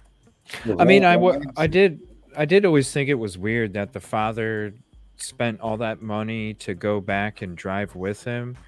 Now, because then, why wouldn't you just fly home if you were going to visit for the holidays, right? Now, I don't know. Maybe it was planned. Who knows? You know what I'm saying, right? Like, So it is, but it is weird when you think about it. And then in the end, he's got all the interaction with Brian actually from the moment I think they start to suspect Brian, right? Is his father then somewhere involved with getting him out of there around that same period of time? They not getting him out of there, but they decide to leave. So I don't know. I just think it's very suspect, the actions of the father. And I'll review the timeline, but it looks like they come into play certain periods of this timeline that look very suspicious. Like it could be him as the informant. I mean, I feel it is suspicious, but it is odd. I'll say it's odd. I don't know. I never felt like the dad knew anything about it. I don't know. I just kind of felt like he never did. And I think that they have to word it. Now, I could be wrong, too. So I would definitely love to explore this some more, Sarge. I'm wondering if they just have to label it as an informant or a witness because that's how they obtain the DNA through the match or whatever. They got that from the garbage. Now, and I think he was without knowing he was a witness or an informant, I guess is a better way to put it. Didn't they publicly state that the DNA match from that garbage matched his father's? That father's DNA then matched Brian, right? So, so I'm just saying that's kind of a strange situation now that you look back at in their wording because we already know it was they already told us the father's DNA, but now they're referring to somebody that's a witness or an informant. See, that's different. That's a level different than just saying his DNA was used. So since they already disclosed father's DNA, then you got to question then who's this witness or informant? Because and it could in fact still be the father is the point. Yeah, and that's what I'm saying. I think, in my opinion, I think it's a type of wording that they had to use in order to make that admissible in a court. Is what I'm trying to say. Like, I totally think that it is the dad from the garbage, from the garbage sample. But I think they have to word it a certain way. What's up, everybody coming in? I think they have to word it a certain way to admit it as evidence as to how they however you want to put it. However you want to put it.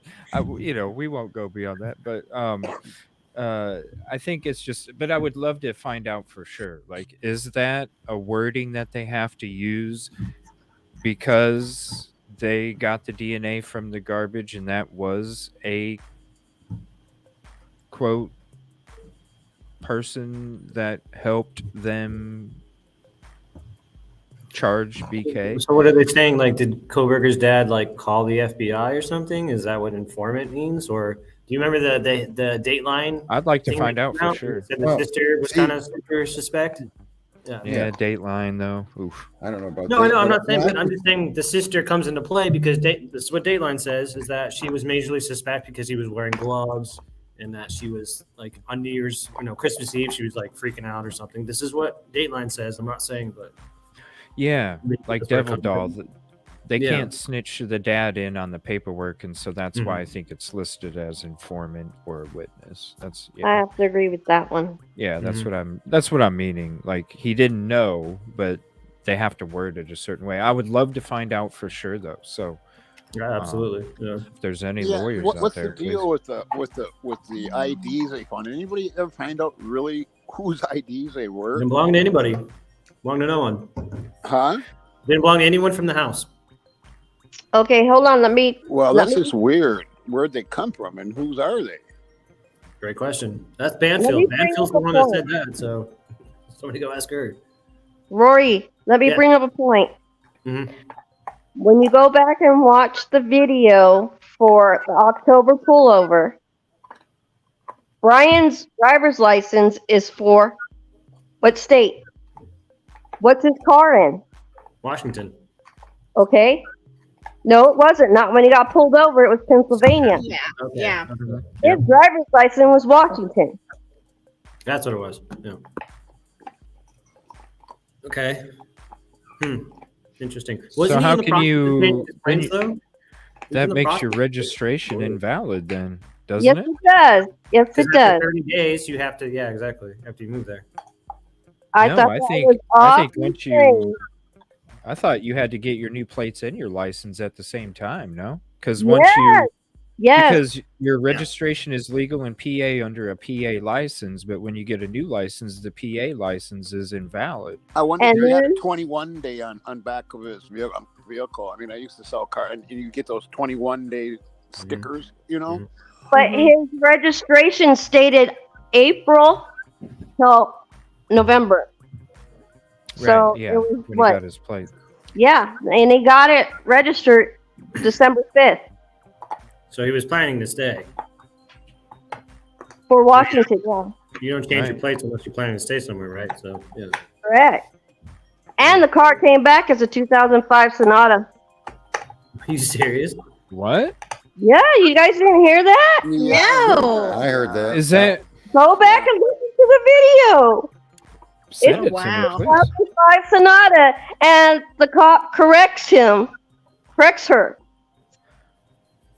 What? Yeah, Okay. go I listen must to not it. have watched the whole damn thing. Holy shit. Well, that'll be towards the end. That'll be in the part 2 when we cover it, when we get into the body cams and all that, because we're going to start with the press conferences, then the statements, then the body cams after that. Okay, wow. so KSA, That's that's interesting. just That some is. things to think about, people. So it's the Oh, body very cam interesting. where he got pulled over in October. Or See, you need to start your own channel. You're well on your way. Look at that. I know, I'm telling you. Oh, Definitely thank you. promoting. Great comments in chat too. That's why I always Yeah. That asked you whenever you'd be KSA. comfy. Was his legal?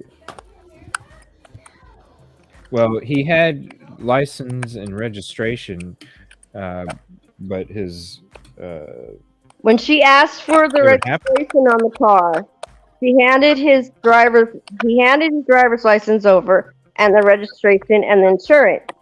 And she was looking at it all, and I was glancing at it, and I read it all. I actually screenshotted it so I can read it. And then I did my referencing, researching thereafter. And then when she goes and runs him, she doesn't run the plate. She only runs his name. So how did the car come back as a 2005 Sonata? Good question.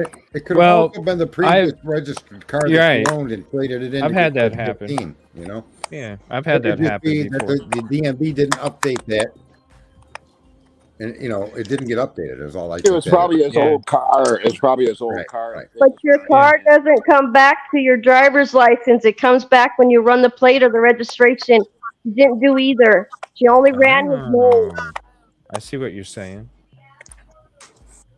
That's interesting.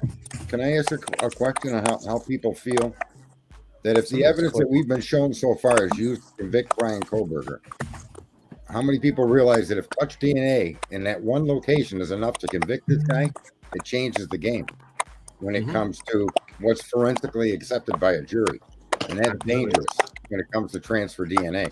Yes, that would be a very dangerous precedent set here. I think if what they've shown us is the propensity of their evidence, cell phone pings, transfer DNA on a sheath, right? Found under the body, under the mat, under a blanket. And what else do they got him on? Maybe a couple of photos of his car. If that's enough to put this guy in prison for killing 4 girls, that touch DNA becomes the most powerful tool the government will ever have. What's up, Creepy Crystal? Somebody's clicking really bad. I'm not sure. Maybe you, Tommy? Yeah, maybe. Let me. Maybe that's better. I'm gonna step out of panel. It's nice talking to everybody. Yeah, thank you for hopping up. Nice to meet no, you. it's I'll still get back going, on. Tom. I'm sorry, go Later ahead. on, I'll come back on. Okay, thank you so much. I appreciate you coming up. In chat. Thank you, I appreciate it. Bye now. Talk to you. What do you Yeah, think do me about that, a favor. CJ? Do me a favor, Tommy. Can you back out and come back in real quick, buddy? Yeah, I'll back out and see what happens here. Okay. Sorry, Sergeant. What's up, man? I said, what do you think about that with the evidence that we've seen? Like, if you had heard me before, if that's enough to convict Brian Koberger, do you see now how powerful transfer DNA can become in a case against anybody? Absolutely. I don't know. I had this conversation with Daniel from Drunk Turkey Show, Big Blue, and Dago. It's a big number. And I think it was a wow factor, just like the whole busting in the house when he was arrested. It's been about wow factors. And who's to say that he didn't sell it or the knife wasn't stolen and that's how it got on there? Mm-hmm. I mean, I see reasonable doubt there. What if the knife sheath was attached to a friend that had ridden in his car? Or that too. Yeah. Did you You know arrest what I'm saying? anybody else? I mean, right. Yeah, because it was crazy Yeah. weird. You do come out and say, have you arrested? And then also you're emphatic about it's still clicking, buddy. You're emphatic about getting back to Idaho so you could be exonerated. And I've had a lot of people feel quirky statements for him to state, but again, when you think of that as transfer DNA, that means that there may be an explanation he has, and many people may think, why isn't he given an alibi? Why isn't he speaking up? And the reason is he wasn't given the chance to do that. He wasn't interrogated or questioned, or he was actually arrested under a warrant of murdering 4 young people. Right. Okay, and burglary. This guy, you don't tell when the cops grab you, you don't give them your alibi. The alibi don't mean nothing. They're dragging you to jail. That's what that warrant's for. That's not for you to have a discussion. Right. Okay? Mm-hmm. So this guy may have some information. And I thought that really early on that he was a driver for something. Maybe not DoorDash, maybe to go pick up or deliver drugs. I don't know. But to me, when you look at his routes and his areas, I always thought Brian may have dropped someone off at that house and that person went and did what they did. And then when the guy come running out, and this is going to sound crazy, folks, but there was that rumor that Bethany said she saw a naked man run from the house. I think that person returned to his car and Brian flew out of there, freaked out. That's kind of what I think happened. So I'm not saying he's not involved at all. I just don't think he's the knife man. No, I don't think so either. I think he was definitely involved in some way. Like if I'm going to go off of totally how I feel and not as a juror, I really feel like he was involved in some way. And I don't think that there is... I don't think he's the main guy. I think I don't even know if he knew it. I think the funniest thing here may in fact be he may not even have known what was going on. Yeah. Right? Oh, for sure. Because you could Awesome. also see it that way too. As a juror, when you're looking for reasonable doubt, because everybody's innocent until proven Right. guilty. 100, man. Yeah, I could totally see that. But if I'm going off of do I, beyond that and how I really feel, yeah, I really feel like this dude was involved. I don't think he was the main person. I think he was somebody lower on the totem pole. But I feel like I don't know. It still is odd that you're leaving your place before the crime takes place. You shut your phone off. You go in a weird ass direction through where you're gonna get caught on surveillance up and down instead of going the sneaky route by the airport. And then when you get into town, you're gonna be driving all freaking crazy all over here before you even get to the property. So none of that makes sense to me at all, for sure. Yeah, For sure. But it Okay. is odd, man. You shut your phone off before and you turn it back on after. It is odd.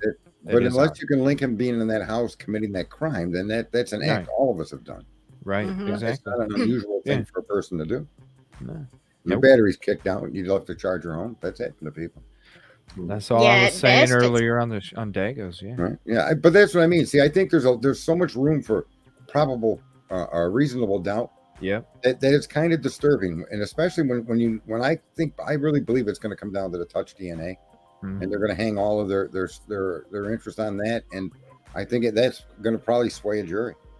Oh yeah, because you can see the freaking reasonable doubt, and that's all we're doing. We're not trying to put stories out there, to affect anybody or anything like that. Like I've been saying this whole time, like I'm a fucking show. I'm not a detective, so I'm looking at it as juror or where can I find reasonable doubt because it's innocent until proven guilty. And if I was in the same position, damn straight, I'd be wanting somebody to look for the reasonable doubt if I didn't commit this damn crime. Same. Right. Same. Instead of just agreeing with the prosecutor's story. You know what I'm saying? Right. Because none of us know if the PCA is 100. We can sit there and go back to crimes in the past. And you can go through crimes where shit was shoddy, shit was worded a certain way, stuff was made up to fit the narrative. To say that can't exist, you're thinking with the fucking blinders on. Well, again, they're going to they appealed the indictment, which was their. I said that before they even did it. I said it long before they did it. That if that guy ran behind the back to a grand jury, they can appeal the indictment. Idaho allows that. And that's exactly what the Koberger team is doing. That's the exact right thing to do. So that's what I mean. The preliminary hearing may have shown enough confusion and unanswerable questions to their conclusion that it might have been thrown out at the preliminary hearing. I believe that there was a strong chance in that. Oh yeah, for sure. Yeah, like they were going to sit there and say, you know what, you don't have enough. Like I totally feel what you're saying because I definitely could. I mean, seriously, like yeah, I could see.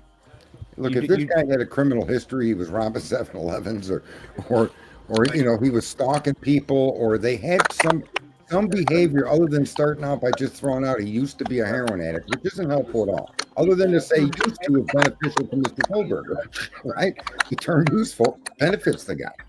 He used to be a heroin addict. Used to be means he's better. Okay, so that's a plus for him. He's a teacher's assistant, a top student. He's doing his thing. And so him turning off the phone means that he's going to kill people? I just don't see it. Right. Not for for sure. him, I don't. I just think Yeah. if he did, he's going to surprise me. I just don't see it in him to do what happened there. Yeah. You said Brent. Let me see here. What about Dylan saying it was a guy in black? Oh yeah, I have a good question for you, Sergeant.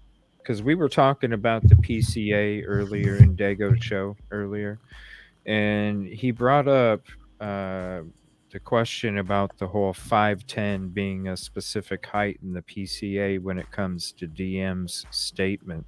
What do you think of that specific height?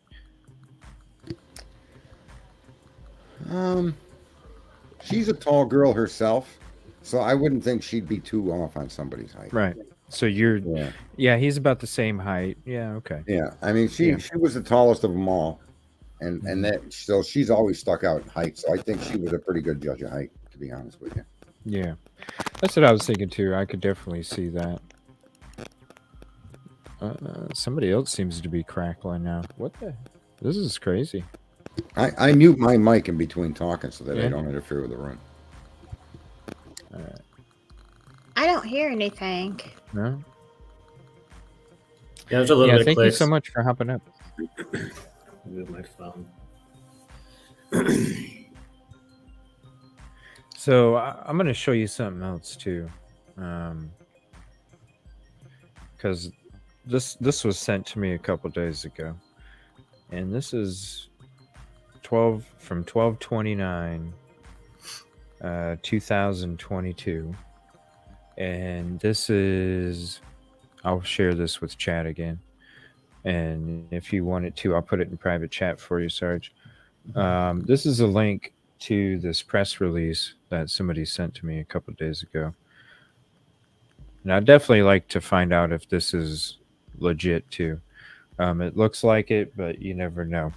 But I just want to share it with you guys. It's all good, Tommy. Did you try and reset it, man? I definitely would love to have you up here. Sorry, a lot of people listen with earbuds and stuff, and it does hurt. Here in this third bullet point, so this is a press release, December 29th, 2022. December 29th, 2022, okay? Yep. And in this press release right here, it states, let me zoom up.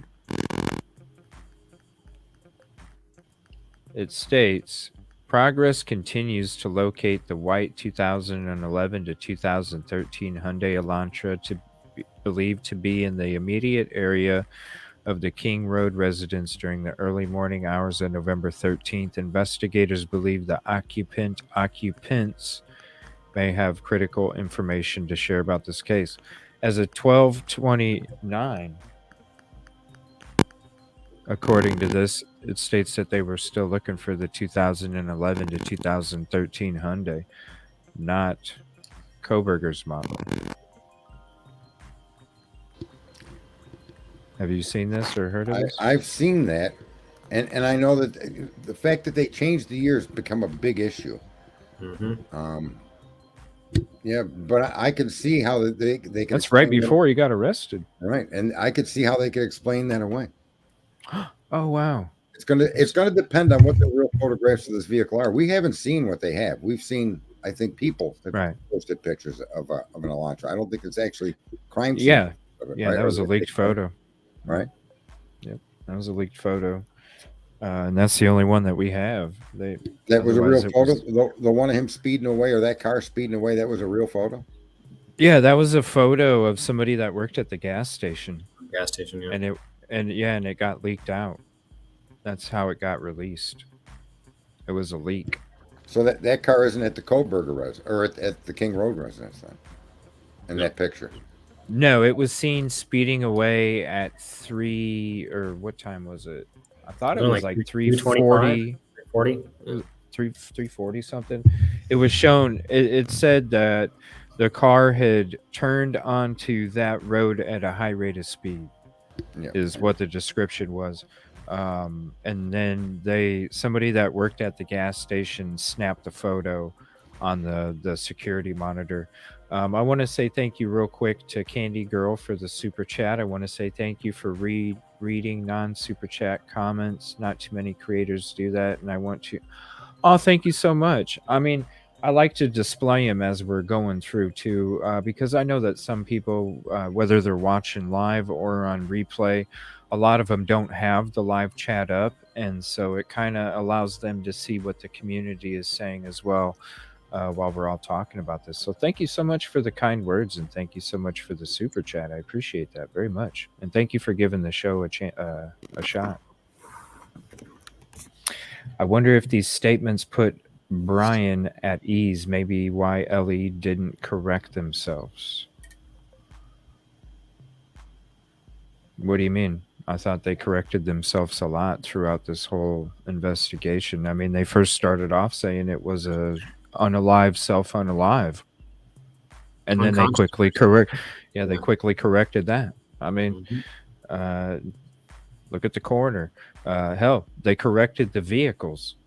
How many times with what they were looking for? They corrected themselves a lot, in my opinion. But that's just my opinion. Young Ellie Stock pretty well. It was interesting, Randy, how they were all taking photos and putting their real phone numbers in their phones, taking photos of their driver's licenses and stuff. Yeah, that's I weird. mean, you can see that on the body cam. You see one of the Ellie actually doing it on a body cam, taking the photo of the driver's license and then do. But I don't know. From what I've heard, that's pretty common up there. But I'm not from there, so I couldn't really tell you for sure. I have no comment. I'm not from there, so I couldn't tell you for sure. There's so many discrepancies just not lining up. It's like they're feeding us a narrative, and that's how I feel. No chains. Yes, just like with this octillion. but when you read the paperwork,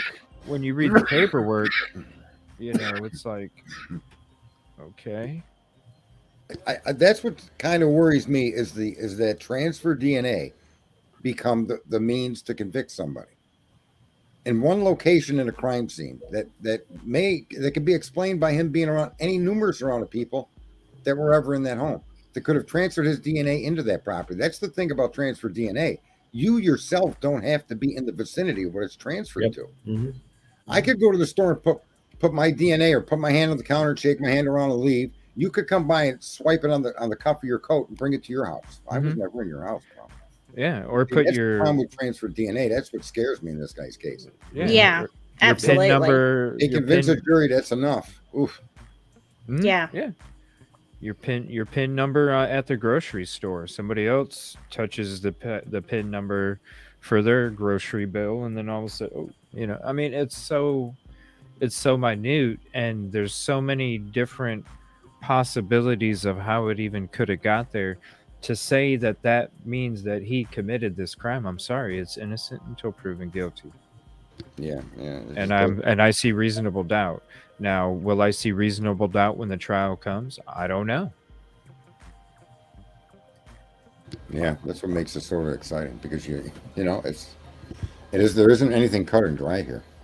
No, and that's kind of why it caught my attention originally. Why I started coming into these channels. Yeah, where's the evidence that is Unreal, supposed to, where's the evidence that is supposed to be like, yeah, there's no question. Right, without a policeman saying it's been my experience as a policeman that criminals tend to turn off their phone before they commit a crime. I mean, that's great. Your experience is wonderful, but that doesn't say Brian Kohlberger did that. Exactly. That's your opinion. That's a theory. That's like me saying a drug cartel did this. It's just a theory, right? Especially and when, as far as I'm concerned, of the PCA, that was theories, of his behavior. Picture of a white car that doesn't identify him is a theory that white car belongs to him. It isn't. There's no evidence that car is Brian Kohlberger's car. We can all agree on that, right? It's just some pictures of a white car. Yeah, or it's scary, man. Or surveillance or witness, statements or whatever. Somebody put him in that house for me with some evidence and something you could show. Look, this shows us he was in there when it happened. Well, they're gonna use the sheath, Lucas. It's the way that they obtained the match. Now, the family tree basically, and they can't because they didn't do any reports on it. Like if you read the documents that just came out, they didn't do any reports on it.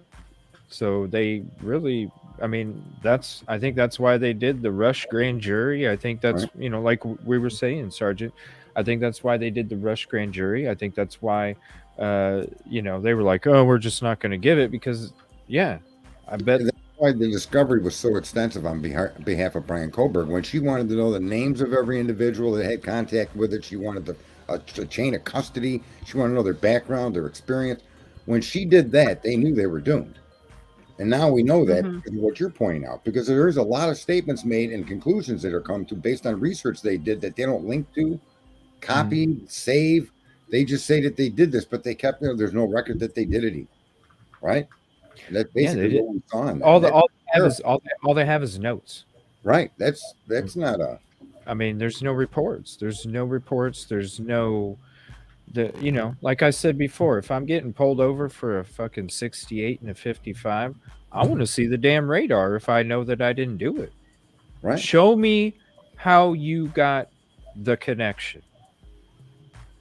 I'm not disputing the DNA is his. I'm not disputing that. It's how you got it, how it got there. Like, you can't, I don't know. But when they rephrased it to touch DNA, I'm telling you, this I think is the story that should probably take focus on. It's got nothing to do with Brian being innocent or guilty. I think that what the story here really is the government attempting to use what they reclassified and started calling touch DNA, making it sound like you have to touch something for it to be there, and that's just not accurate. I've been saying that for months since this started. It's transfer DNA. Because you shed 500 million microscopic cells a day, 5,700 a second. It's insane. Yeah, it is. Yet, they make it sound like by calling it touch DNA that means Brian must have had his finger on that button snap sometime. That's what it means in people's minds by calling it what they call it. Yeah, and I mean, think about this. I mean, if they're going to start looking for that, what kind of precedent does that set? I mean, I don't want to be in Walmart and, something happen and my DNA is all over there. I think it's dangerous to say this is okay and this is good science if it's not. Now, if this touch DNA is in multiple locations within the crime scene, okay, and the locations are related to the crime scene. In other words, it isn't general like he was there at a party, but that his touch DNA was around more than one victim or one item, and it was in both rooms. Or it was between the two rooms and a foot. You know what I'm saying? Yeah. Something Yeah.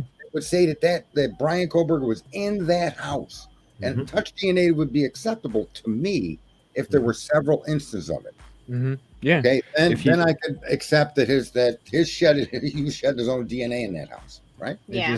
There's too much reasonable doubt. You find something in the car, boom. Yeah, or something like that, right? And I agree. If they find any traces of those poor victims in anything he possesses, then the guy needs to be chopped up. Excuse my phrase. Oh, no, for real. No, because it's about the right person. Right. You know what I mean? Yeah. But it's innocent until proven guilty. And if, you were there, if you went with me to that 7-Eleven, then, it'd be like, yo, dude, I wasn't in there. Now I'm the driver. I'm the accomplice. I'm unwitting accomplice in your 7-Eleven. I'm including you now, Sergeant. And we get to drive around in a vet. We're not in a history because we'll get out of there in a hurry, bro. Oh, man, you're awesome, man. Thank you for hanging out, man. Appreciate it. What's up, Cherry? Good comments, Candy. Thank you for your good comments tonight. I appreciate that. They rode like roaches. Maybe the sheath was carrying a torch. I don't understand that. What does that mean? Like it walked itself in, right? Yeah, just showed up, man. Pappy, man, you're right. Who knows at this point? You know what? You could tell me aliens did it at this point, and I might believe you. I just don't know. Well, they're already in Vegas. Why not Idaho? They're already here, Yeah, why not? Welcome to the planet. And people have for all the confusion. Appreciate it. I mean, they framed everything in such a way that the general public was poisoned beyond understanding when it came to how they. Oh, absolutely. The media blitz on this was crazy, That's why right? they did it. Yeah. And that's what I mean. I think the whole point all along is to get this thing through on that touch DNA. That's really the focus here, not whether he did it or not. Right. So to answer Randy's question, 100%. I can't 100% confirm anything on this case because you can't. I will just say that there's absolutely no evidence that Brian was ever a DoorDash driver. There's just none. So that's the best I can do for you on that one. Now, what I've heard is that Emma and Demetrius, possibly, I'm not confirming this, but I've heard this too many times that they ordered the DoorDash through a private account with a gift card. That way, you couldn't trace it, and they ordered it at a specific time to potentially divert the frame. I'm not confirming this. This is just what I keep hearing, but I have no confirmation that Kohlberger was ever a DoorDash driver. None. Mm-hmm. So that was just to answer Yeah, Randy's I question. agree. There's just nothing there. So I agree. Yeah, and for Or all we know, blood, he yeah. wasn't even on that road. For all we know, there's no way Yeah, to there's when these he could be at crimes took home. place, his phone wasn't they went recording. through So, 19,000 yeah, cars, I don't 20,000 care how many cars. You know cars what I you mean? do a U-turn. You got no idea the driver, and Yeah. you're asking for people in white. We're interested in the persons in the white car. Remember in the very beginning, that was they think, you know, they're telling us there's more than one occupant in that vehicle. Well, okay, but if he's the sole killer, what do you mean? Now we're down to one occupant. Where's the other people you claim to have saw in that car? Well, I mean, and you look at the press releases anytime they say occupants. multiple Right. times. Well, I times. mean, They Even said it newscasts. publicly, Yeah. verbally. Thank He you, Pappy, stated man. it to the public. The sheriff down there said Appreciate it right to the public behind the podium. Yep. You know that these people weren't in any trouble, but they want to speak to the occupants of the white vehicle. Mm-hmm. Right? It's been in press releases and everything, and that makes sense. But yeah, the Actillions are coming, and I don't think it's Sure are. Thank you, Pappy, man. I appreciate that super chat, buddy. The government has a new word to suppress us with. Can I change my channel name to Octillion? Is that cool? No, I think I'm going to get rid of Sergeant Friday and change my handle. Sergeant Octillion. No. There you go, baby. Oh. I thought you guys would get a kick out of that one. That is awesome. Yeah, I think I'll change mine to Southern Octillions. There you go. Trillions ain't cutting it for us anymore. Right? We're trillions. That's like yesterday. It's the 90s. Yeah. You're right on, Sergeant Friday. You're right on that. It's a scary situation with the DNA and them saying it's touch DNA. It gives the people the wrong impression. And I got that all day in my group today. People slamming me with that touch DNA bullshit crap. Yeah, it's a shame people don't research what they're talking about. They take, and that's really the problem of having all this access to communicate what we think. Right. Yeah, some people, they let others think for them. They don't realize that they live in the age of information, and it's free. You pay a monthly service fee to connect to the largest library, and you go online. You could learn to fly a helicopter online, and then go get lessons. And when you get in the helicopter, you know exactly where all the controls are, what they do, and why they're there. And then go apply for a license. You're already started. You know, you're ahead of the game. The internet is amazing. So when somebody says as a police officer in a report, they did this or this or this that way, there's a way to reel it to find out whether what he did was correct. Was it constitutional? Was it done in a way it's supposed to be done? And those things always need to be questioned when it comes to government. Yeah, I got to back out, guys. Well, wait, maybe I fixed it. Aha. Yeah, you did. You're not typing anymore. Oh no! There Oh it goes. no, I can. Yeah, it's still there. I'm going to let you guys speak. I'm going to be watching. All right, buddy. Thank All you. right, Tommy. All right. Good to hear from Yep. you, that minute. Yep. Yeah, we'll have to figure that out. I wonder what. Right. Does Yeah, I anybody don't have know an what it idea what? It could be on this end. I don't know. I tried setting off my TV just now. It seems better, doesn't it? Yeah, it's better now. They sound okay, but I still hear a little clicking. Yeah. Just a little. Yeah, that's strange. Let me try a couple other things here. I am kind of surrounded by metal, so Heavy metal. we'll see. Heavy The metal. settings in the phone. Right. There's a. Is it All right, we'll maybe? try it. Do you got like wire earbuds? Maybe there's a short in the cord or something. No, Or are they- no wire. no, they're- I'm right on straight on the phone. Yeah, and it's an iPhone, so I don't. Oh, I know most people. Well, shoot. Do It's you have still like good. a? I'm gonna back out because that's gonna drive people crazy. Okay. All right. Well, see you guys. I'll be watching you. Yeah. Thank you, buddy. Yeah. I appreciate Yeah, it. awesome. That sucks. Yeah. We'll have to try and figure that out. It sounded like an IBM keyboard to me. Yeah, He man, wasn't that on his sucks. phone a lot, so it might be just a connectivity issue or something. But Yeah, because last time he backed out and then it was fine the rest of the evening. So I just thought maybe that might work, but I don't know. I believe what's up, Angel? I believe the state is trying to set a precedent with these legal maneuvers. They achieved access to public databases with Golden State. Now they're trying to achieve zero document. That's what we were saying. That's what we were saying. Yeah, like, that's the big where's deal. your, like Lana? Where's your work for the math question? Show us your work. Can I just say something? And I'm not going to. Yeah. I'm not going to put forward any names. But imagine illegally applying and obtaining a firearm, and then brandishing it. Okay.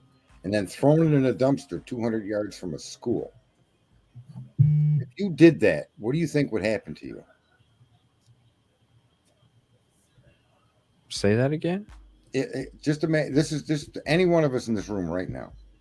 You lie on an application to get a firearm, and you get a firearm, a handgun, and you brandish this firearm to people, and then you throw it away in a dumpster 200 yards from a school. So you illegally obtained a firearm, so you're in possession of an illegal firearm. That's a felony, right? Mm-hmm. And then you brandished it. That's another felony. You don't brandish your gun. And then you threw it in a dumpster. So you dispose of this illegal gun illegally in a dumpster 200 yards from a school. I'm just asking, what kind of punishment do you think you should get for that? That's a good question. Right? And I'm not going to name names, but this is a real scenario right now that's just happened in America. What?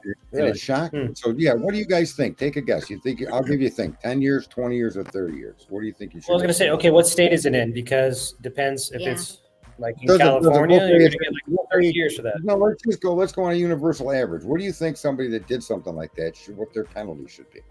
5 to 10. No matter where they live. I mean, just as a person to person, what you think is fair for doing all of that with a gun? 5 to 10. What exactly did they do with the gun? They just dumped it in the dumpster?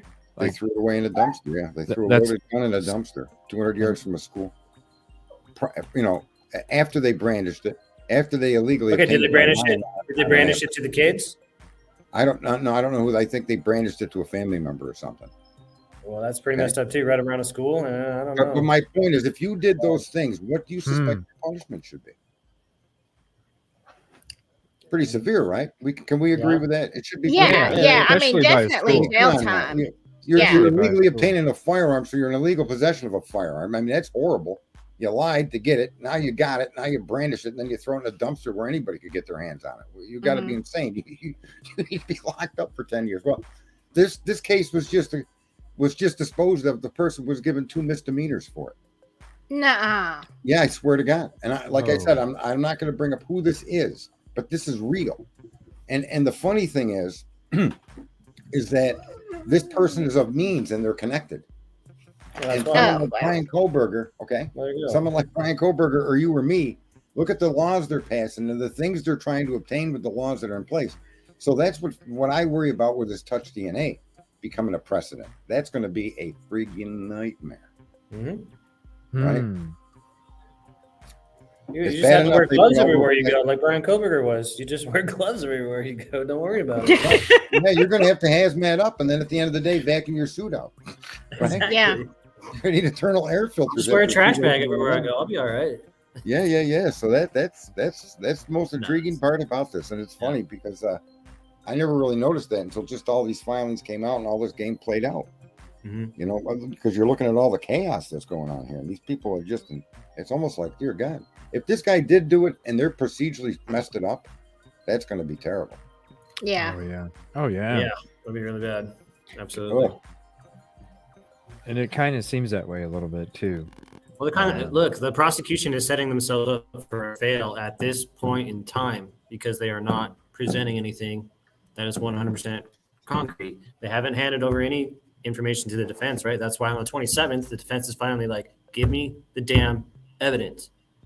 So I love what the defense is right now. They should have done this probably a month ago, but I really like that they're finally like, give us the evidence. Or, I mean, if I'm the judge, this is just my opinion, but if I'm the judge and the prosecution does not hand over like concrete 100% evidence, or they once again stall, I got to seriously start thinking about, okay, this is not even like, I dropped the case to tell you the truth. That's my opinion, but it's getting to that point, man, because the prosecution has not shown you anything.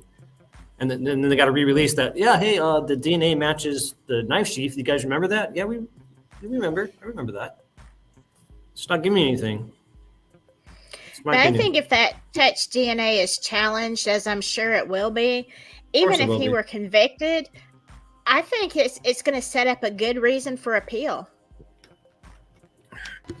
Yeah, I think so too, and I think also the scientific information given by the prosecution using this as a tool needs to be very specific in its description. Exactly.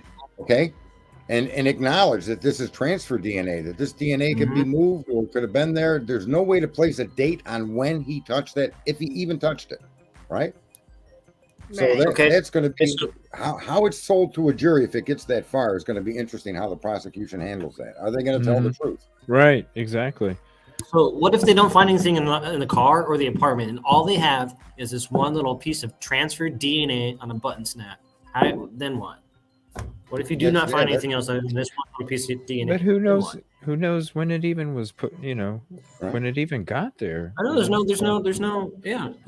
information. We don't know anything. I looked that stuff up, folks, and I found a case where the gentleman was locked up after 17 years, and the prosecution didn't disclose that there was touch DNA at the scene. Okay, that were in places that only the person that committed the crime could have put them, and they never disclosed that to the defense. And that guy spent 17 years in jail. But it was multiple instances of touch DNA. It wasn't one. And in places in the crime scene that showed, that showed that person was present. They couldn't identify that DNA. That was the other problem. That person, whoever it might have been that had touch DNA in many places, was unidentifiable. They knew it was a male. That was it. They put this black guy in jail for 17 years and convicted him of a crime, never disclosing that. But touch DNA, in other words, touch DNA is usually used for the defense to get people out of prison. It's more right. Yeah. I've never seen it used in prosecution, especially in a single location. This is going to be insane if they get that far with it. It is, man. I think if they only have that one piece of touch DNA, I'm saying Kohberger is going to walk. Oh, absolutely. Yeah, if there's nothing in that car. You don't need anything else. Yeah. There's got to be something in the car. Something more than that for sure. There would have to be, because there's too much doubt with that. There's too much doubt, reasonable doubt. That's just my opinion, though.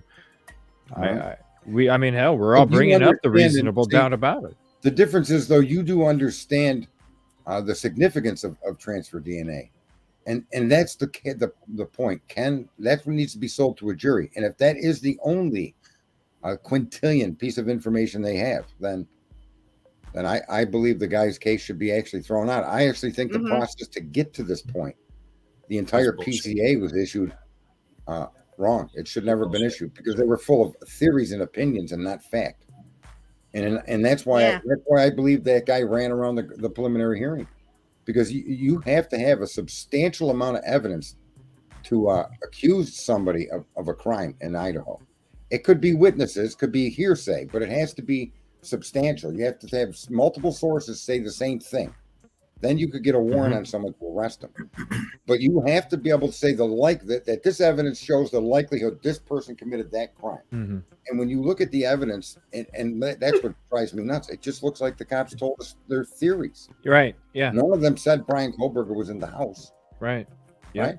Then they got the warrant, and then they get to touch DNA. Yeah. It's that's nonsense that drove me. It is. It is. And as soon as I read the PCA when it came out, I'm like, there's so many freaking holes I can tell already. And for real. And P Fox, 100%.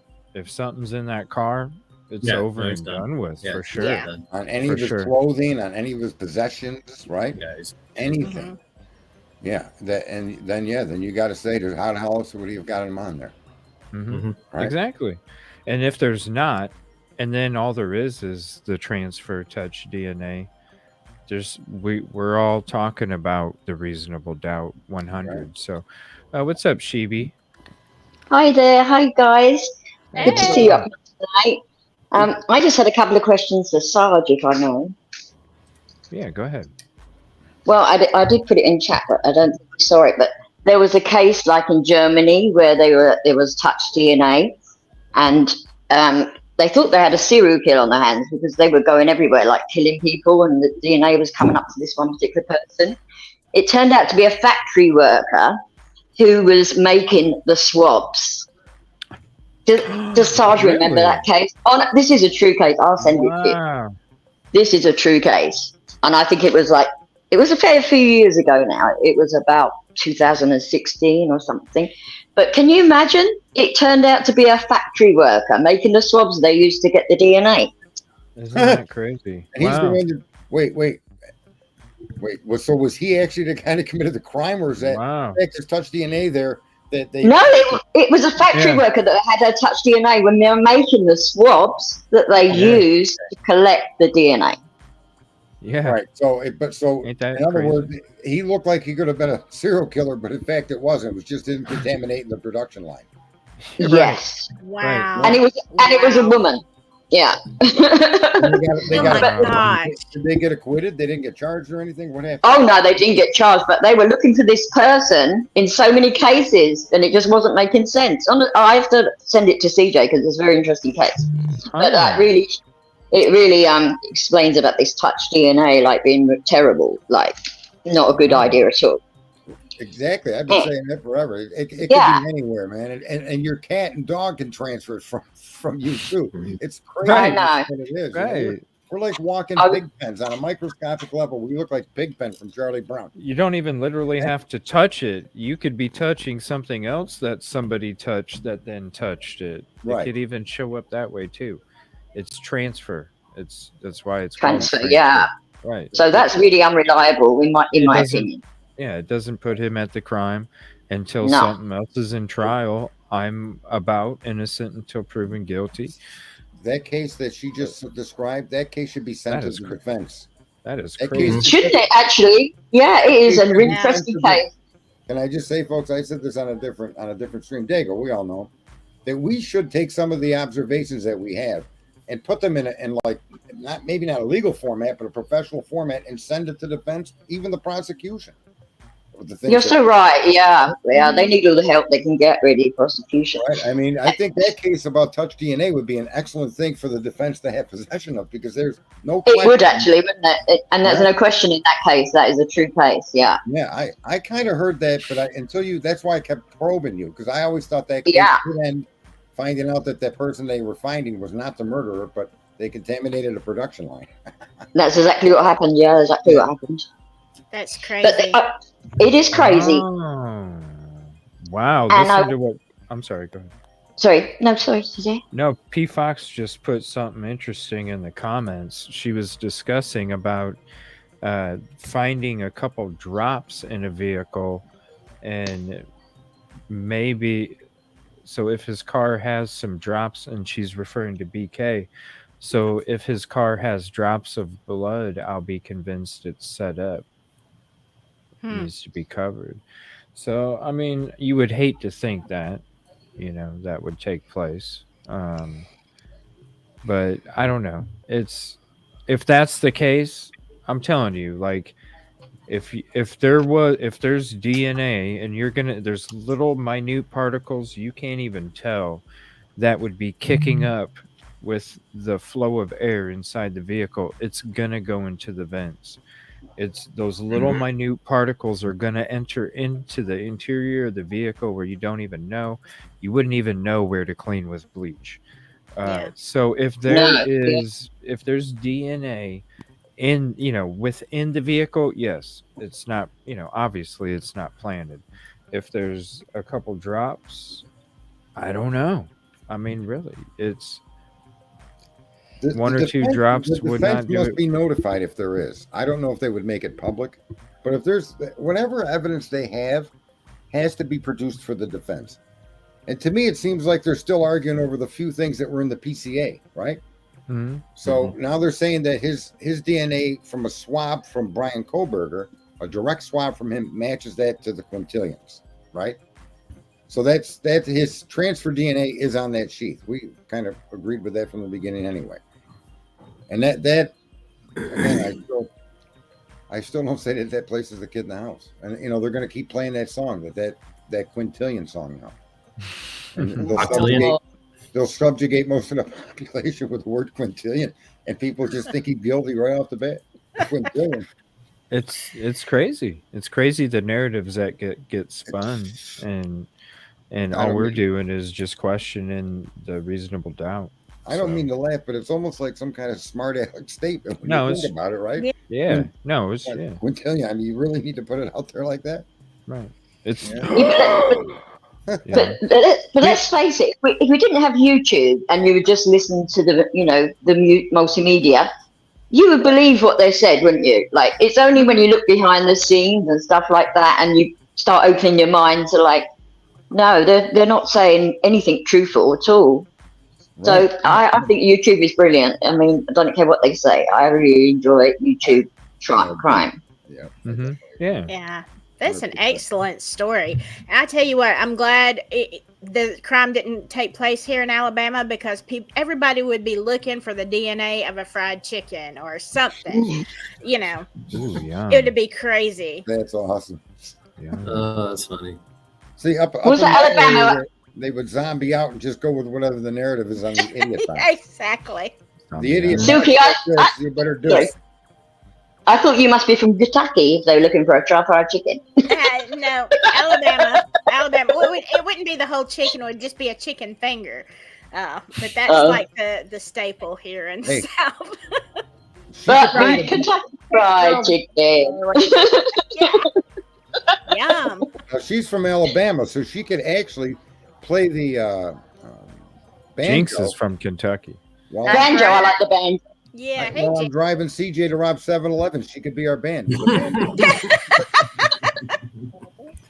Don't touch anything, CJ. Do not touch anything.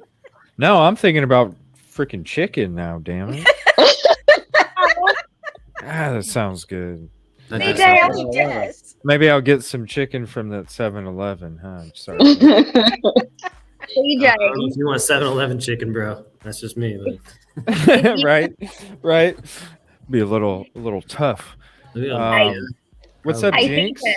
If you come up for Delphi or anything to do with the Delphi or the Flora, I know you're going to do the Flora, thank you video with me, but I'll fry you up some good old Kentucky chicken, boy. I got them roots there. Yum, that's what I'm saying.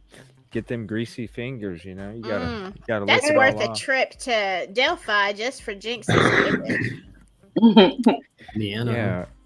I'm hoping I'm gonna be covering Flora on Tuesday probably. I'm not it's not set in stone.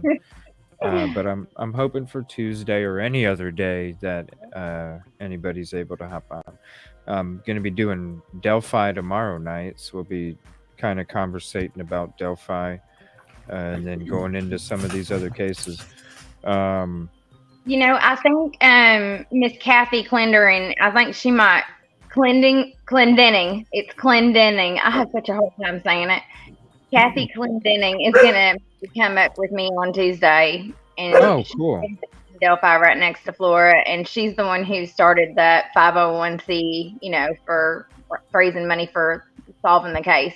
Really? Yes, that's the one who lost the money to the city council. Remember? That's sad.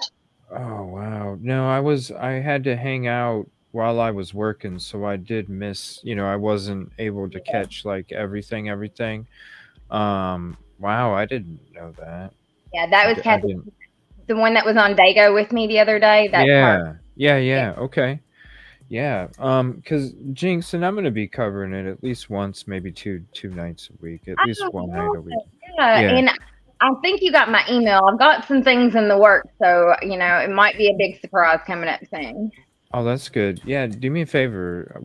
We need to sit down sometime and take like an hour or two and just kind of go through all the people involved, the connections, the trees, so I can get as much information as I can, because I'm going to, if anybody was around when I did the Stephen Smith stuff, I'm going to be hitting it hard like Stephen Smith, because this is just, I go to my videos and you look at it and it still hasn't even hit 1,000. And it's like this it just, even some of the other ones I was looking at, and it's only like 77 people had viewed that one, and it's just like, wow, come on, everybody, we need to spread this word and get this case out there, because all this shit is Sarge, I know if you check out the last episode we did, if you got free time, man, you're gonna watch that shit and you're gonna be like, what the fuck? Yeah, I'll catch it in the morning. I got a rain day tomorrow, it looks like. Yeah, it's Definitely gonna be like, no one has been arrested, and it's been almost 7 years. wow. Okay. Yeah, my videos are the same way on Flora, CJ. I mean, and I rant a little bit in those, but it's like nobody is interested. Yeah, I don't get it. It's one of the either. worst cases I've ever heard. It is, especially with that dash cam. When you hear what's going on. Yeah. When you hear and just even see, the crap that's not taken place, it's just like, what the heck? Like, how is nobody in trouble for this? Isn't it kind of scary that we live in an era where we can consciously see that they're lying, and yet it never stops. Now, I will tell you this, you guys, because I know a lot of people are like, I can't listen to it. And you know what? I really can't listen to it either. But remember that when you have to hear Galen Rose for even a split second, she was there screaming for her babies, and we can't even hardly listen to it. Right. There. And I've already played it a few times, just kind of recapping, and I ain't gonna be playing it for a while. You can definitely go check out the other episodes if you want to check it out. Graphic warning pops up whenever it is being played. But yeah, it's we're gonna start. That was a recap, a reintroduction. I know there's a lot of new people that have joined. I appreciate you, and I'm really gonna start to be getting into like the deep parts of the case, the connections, the theories, the opinions, and all of that stuff. And definitely hang out on Dago too, because he's doing a lot of good work too for that. I'm sorry, JINx. No, I was just going to say, Silky knows, man. She's looked into this, and she knows what a tangled web it is of links and connections of people. Absolutely. It's so bad. Yeah, and the same names keep popping up from Delphi to Flora. It's more than a little sus, and people holding multiple positions and then being on the town council and all these other business owners. It's like, how easy would it be to commit a crime and get away with it? Well, you can see how easy it is. I mean, when you're a city council member and also business owner of multiple businesses in that town. It's oh, for sure. It's definitely messed up. And it's like the Stephen Smith stuff. Nobody was really talking about it. We were hitting it hard. Yeah. And then a lot of people started hitting that case really hard, and then next thing you know, the fundraiser's going. We had Suzanne Andrews on a few times, interviewed her the first time. Everything started getting it going. Then Murdaugh gets convicted, and then all of a sudden, boom. Yeah, we're this is a homicide now. This isn't some the same kind of shit that's taking place with the small communities and how they can try and pull the strings and do all of these things, you know what I mean, and not allow these families to have justice. And it's the same trickery is going on with Flora. It's generational nepotism, you guys. Yeah. And I'm not talking like 1 generation, 2 generation. It is that 3 generation nepotism, y'all, and maybe even 4 probably. I mean, a lot of these families have been there since the 1800s, y'all. And I still maintain it's a lot of racism as well. No argument. Well, I'm going to go ahead and end the show here in a few minutes. There's I want to play a video from Jules. What's up?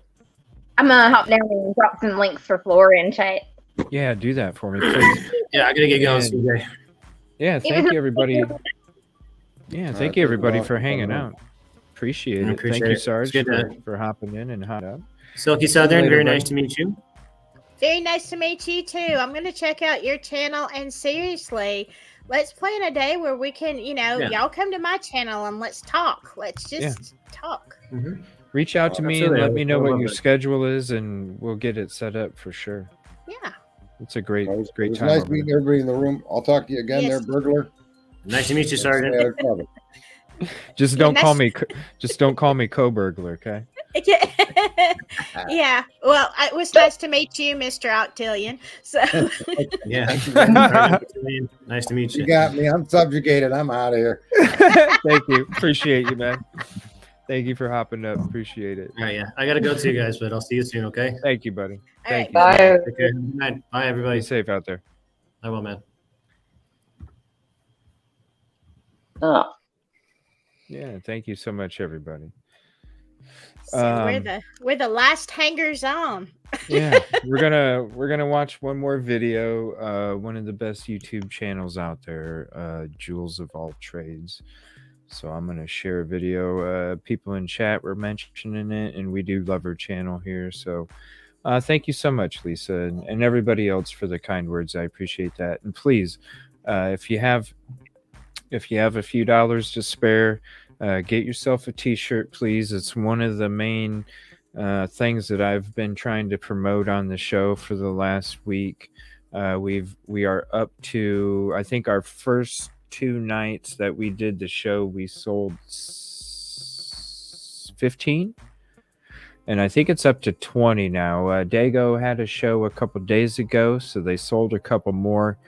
I'd definitely like to see that number get a little higher than 20, because this goes to for the headstones for these 4 little angels. So please, if you have any extra, or if you would like to donate to the t-shirts, just go ahead and donate in any way, whether it's a super chat, super sticker, Venmo, Cash App, or whatever links that JINx is putting out there. If you put in for the t-shirt, I will make sure that donation goes for the t-shirts, because I have a separate donation already that is going to purchase t-shirts as I get each one to go out there. So definitely please buy a t-shirt if you're able to. It goes for these headstones, and then JINx and I are going to try to get together for a thank you video before and after for the headstones as well. So I think that'll be really cool that me and JINx will be able to link up for that too. So yes, we love her. I love her. She had a lot of great points in Dago's show in chat earlier. I was kind of hoping she would have hopped up on panel. And Jules, if you ever hang out on the show, seriously, you have a name on a chair at this table anytime that you want. I've got to run, CJ. My dog's crossing her legs. Well, thank you so much. I appreciate you. Thank you for having me up here. Oh, bye for now. I'll listen. Bye for now. Thank you so much. I'm going to leave too, CJ, because it's Okay. not my dog. I'm crossing my legs. Hey, your kitty didn't knock anything down tonight. No, she was running around, but my dog, when you go back, if you watch the replay, my dog was all over the place tonight. Oh, She yeah. doesn't usually do that. So, yeah. It was a little. It's all. Yeah. But anyway, it was a great show. Thanks for letting me Yes, come on thank you. panel. No, thank you for hopping up. And Silky, seriously, email me ASAP, because I want me and Rory on your show as soon Absolutely. as possible. Okay, let's do this. Absolutely. Let's get that done. All right. Thank you so Okay. much, Silky. Appreciate All right. you. I'll see you later. Thank you. Thank you for the membership, Sudi. Appreciate that so much. Does this town have Facebook, or do we need to? I'm telling you, P Fox. Seriously, anybody, just go check out the last Flora episode I did. I had Dago up there. We've had JINx. We've had Silky. Don't worry about watching the other episodes. Just watch this last one that I did that was 2 days ago. Please share it on Facebook. put it out there, put it in a community post, share it like crazy, please. Because once you watch that video, you'll understand. Like, you'll seriously understand how messed up it is. It's ridiculous. So please, if you have a few hours, I know my shows are long. Skip the first 40 some minutes. For the small talk or whatever. Seriously, check it out. And you literally have to watch the dash cam. If you want to hit mute, that's fine. If you don't listen to the audio, do me a favor and watch how long it takes anybody to go in and fight that fire. It's ridiculous.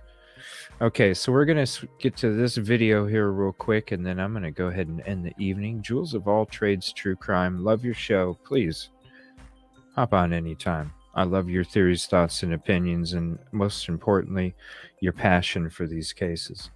So we're going to check this one out. This was from an hour ago. New Idaho 4 case documents. Motion to shorten time and gift card giveaway announcement. What? Hey guys, this is Jules with True Crime Reactions, and we have some new documents in the Idaho 4 case we're going to go over very quick and facelessly. Let's get started. Oh, she's so awesome. Give me 1 second. I just like to mute that real quick. Great music too. That bass. Boom, boom. For a half-hour video on these documents right here. But what we're focusing on is what was just released, and it is kind of odd to me, actually, because as far as I can tell, we have a hearing on the 27th. And in this hearing is where they're going to be talking about the defense's need to compel discovery from Thank the you, state. Cleo. Appreciate Now, that. this is 2 business days away. Today is Thursday. We have Friday, business day number 1, and then we have the weekend where nothing ever happens and those kinds of things. And then we have Monday, and then we have the hearing happening Tuesday. So I don't know why the defense is asking or has had a motion to shorten time granted by the courts whenever we literally only have 2 business days before we have this hearing. It's a little strange, but we're just going to go ahead and go over what's going on here. And these are very just short and to the point. The defense hereby moves the court for an order shortening time for hearing the defendant's second motion to compel. And then this is literally it getting approved and granted basically as soon as it was filed. It seems like they had no issue granting this motion to shorten time. This one is literally just the Zoom information we always see for the victims' families. Nothing important. It's just the Zoom ID and the passcode that's redacted. And then we have the hearing information itself. See? June 27th, 1:30 p.m., 2 business days away. So unless they're trying to get this thing heard for like some sort of emergency they think they have to where they want it heard like literally tomorrow or Monday, I'm not really quite understanding with it being like such a short time before we even get there. But yeah, these are the documents, and like again I said, I don't know why in the world they are wanting to shorten time for something that is literally happening in 2 business days. It doesn't really make a lot of sense to me at all, but that is it. Now I do have an announcement because I decided to do a gift card giveaway for members only, and it was only announced to the members this time around because it's the first gift card giveaway that I have done in quite a while. So I am going to most likely start doing these once a month. I will probably That's cool. change it up a little bit. I don't know. I don't really want to just make it to where it's members only. So what I'm probably going to do is do a separate one monthly for my members, and then most likely a lower value gift card giveaway for just subscribers or commenters on a certain video. So I am going to go ahead and I am going to generate the gift card giveaway. The results of this giveaway will be in my community tab. So if you are a member, thank you so very much for joining this community. I very much appreciate it. You really have no clue how much you joining and becoming a physical member, not just subscribing, not just watching, not just commenting, but putting your information in and becoming a rotating member of this community means the world to me. So congratulations to whoever the two $50 winners end up being. I am most likely going to be posting that at around 9:30 tonight. Hopefully this video is up before then, but if not, you guys know where to check. How awesome. And that is it for now. See y'all. How awesome. Yeah, and speaking of, it reminds me that we'll actually be, it was going to be after the 4th of July sometime. We've been saying it for a few months here. We're actually going to be doing a giveaway night for merch, multiple merch items. So we're going to be using the Who Wants to Be a Millionaire, bingo, all sorts of different games, and also raffles as well. So it's going to be a multiple merch where what I'm going to do is over in this corner over here, you're going to have different merch items. And so who wins first gets to pick the first item. Who wins second gets to pick that item. But the thing is you guys can trade with each other.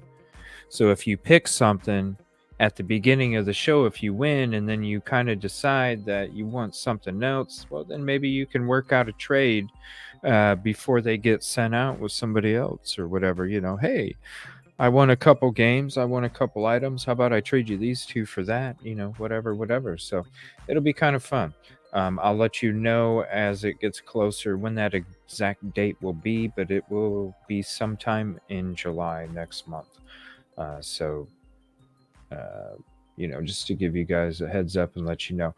And really, the super stickers, the super chats, the memberships, your company, your conversation, you know, just your time, your great vibes. Speaking of vibes, Lala, thank you for hopping in.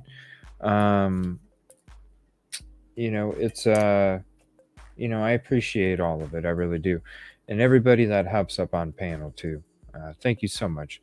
I appreciate everything that you guys contribute to the show, and thank you for contributing to the atmosphere as well. I'm going to go ahead and end the evening. Tomorrow night we'll be talking Delphi, and then we'll be doing games after that. So definitely subscribe to Evil CJ's Games Sports Show channel. And after tomorrow night's Delphi, we'll be playing some Who Wants to Be a Millionaire. Rory's going to hop up and be a contestant. And then anybody else, you're more than welcome to call in or join the panel to play. And we'll be playing games for a little bit tomorrow night. So thank you all so much. I appreciate your company and your conversation. It means the world to me. I hope you all have a peaceful and positive evening. And I'll see you guys tomorrow. Definitely go check out Dago's show today, too. It was a great episode, great conversation. Thank you, Daniel. I appreciate your opinions and thoughts as well.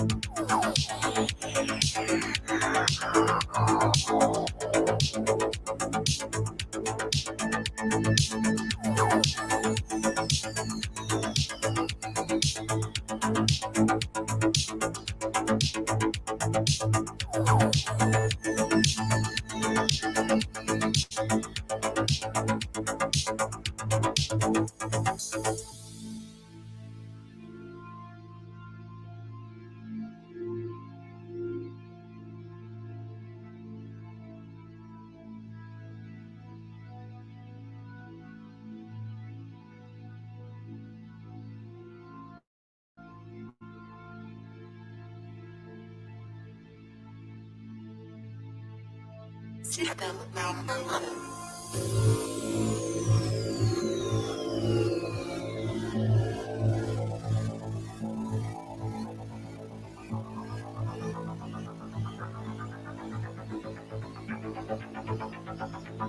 Welcome to the future.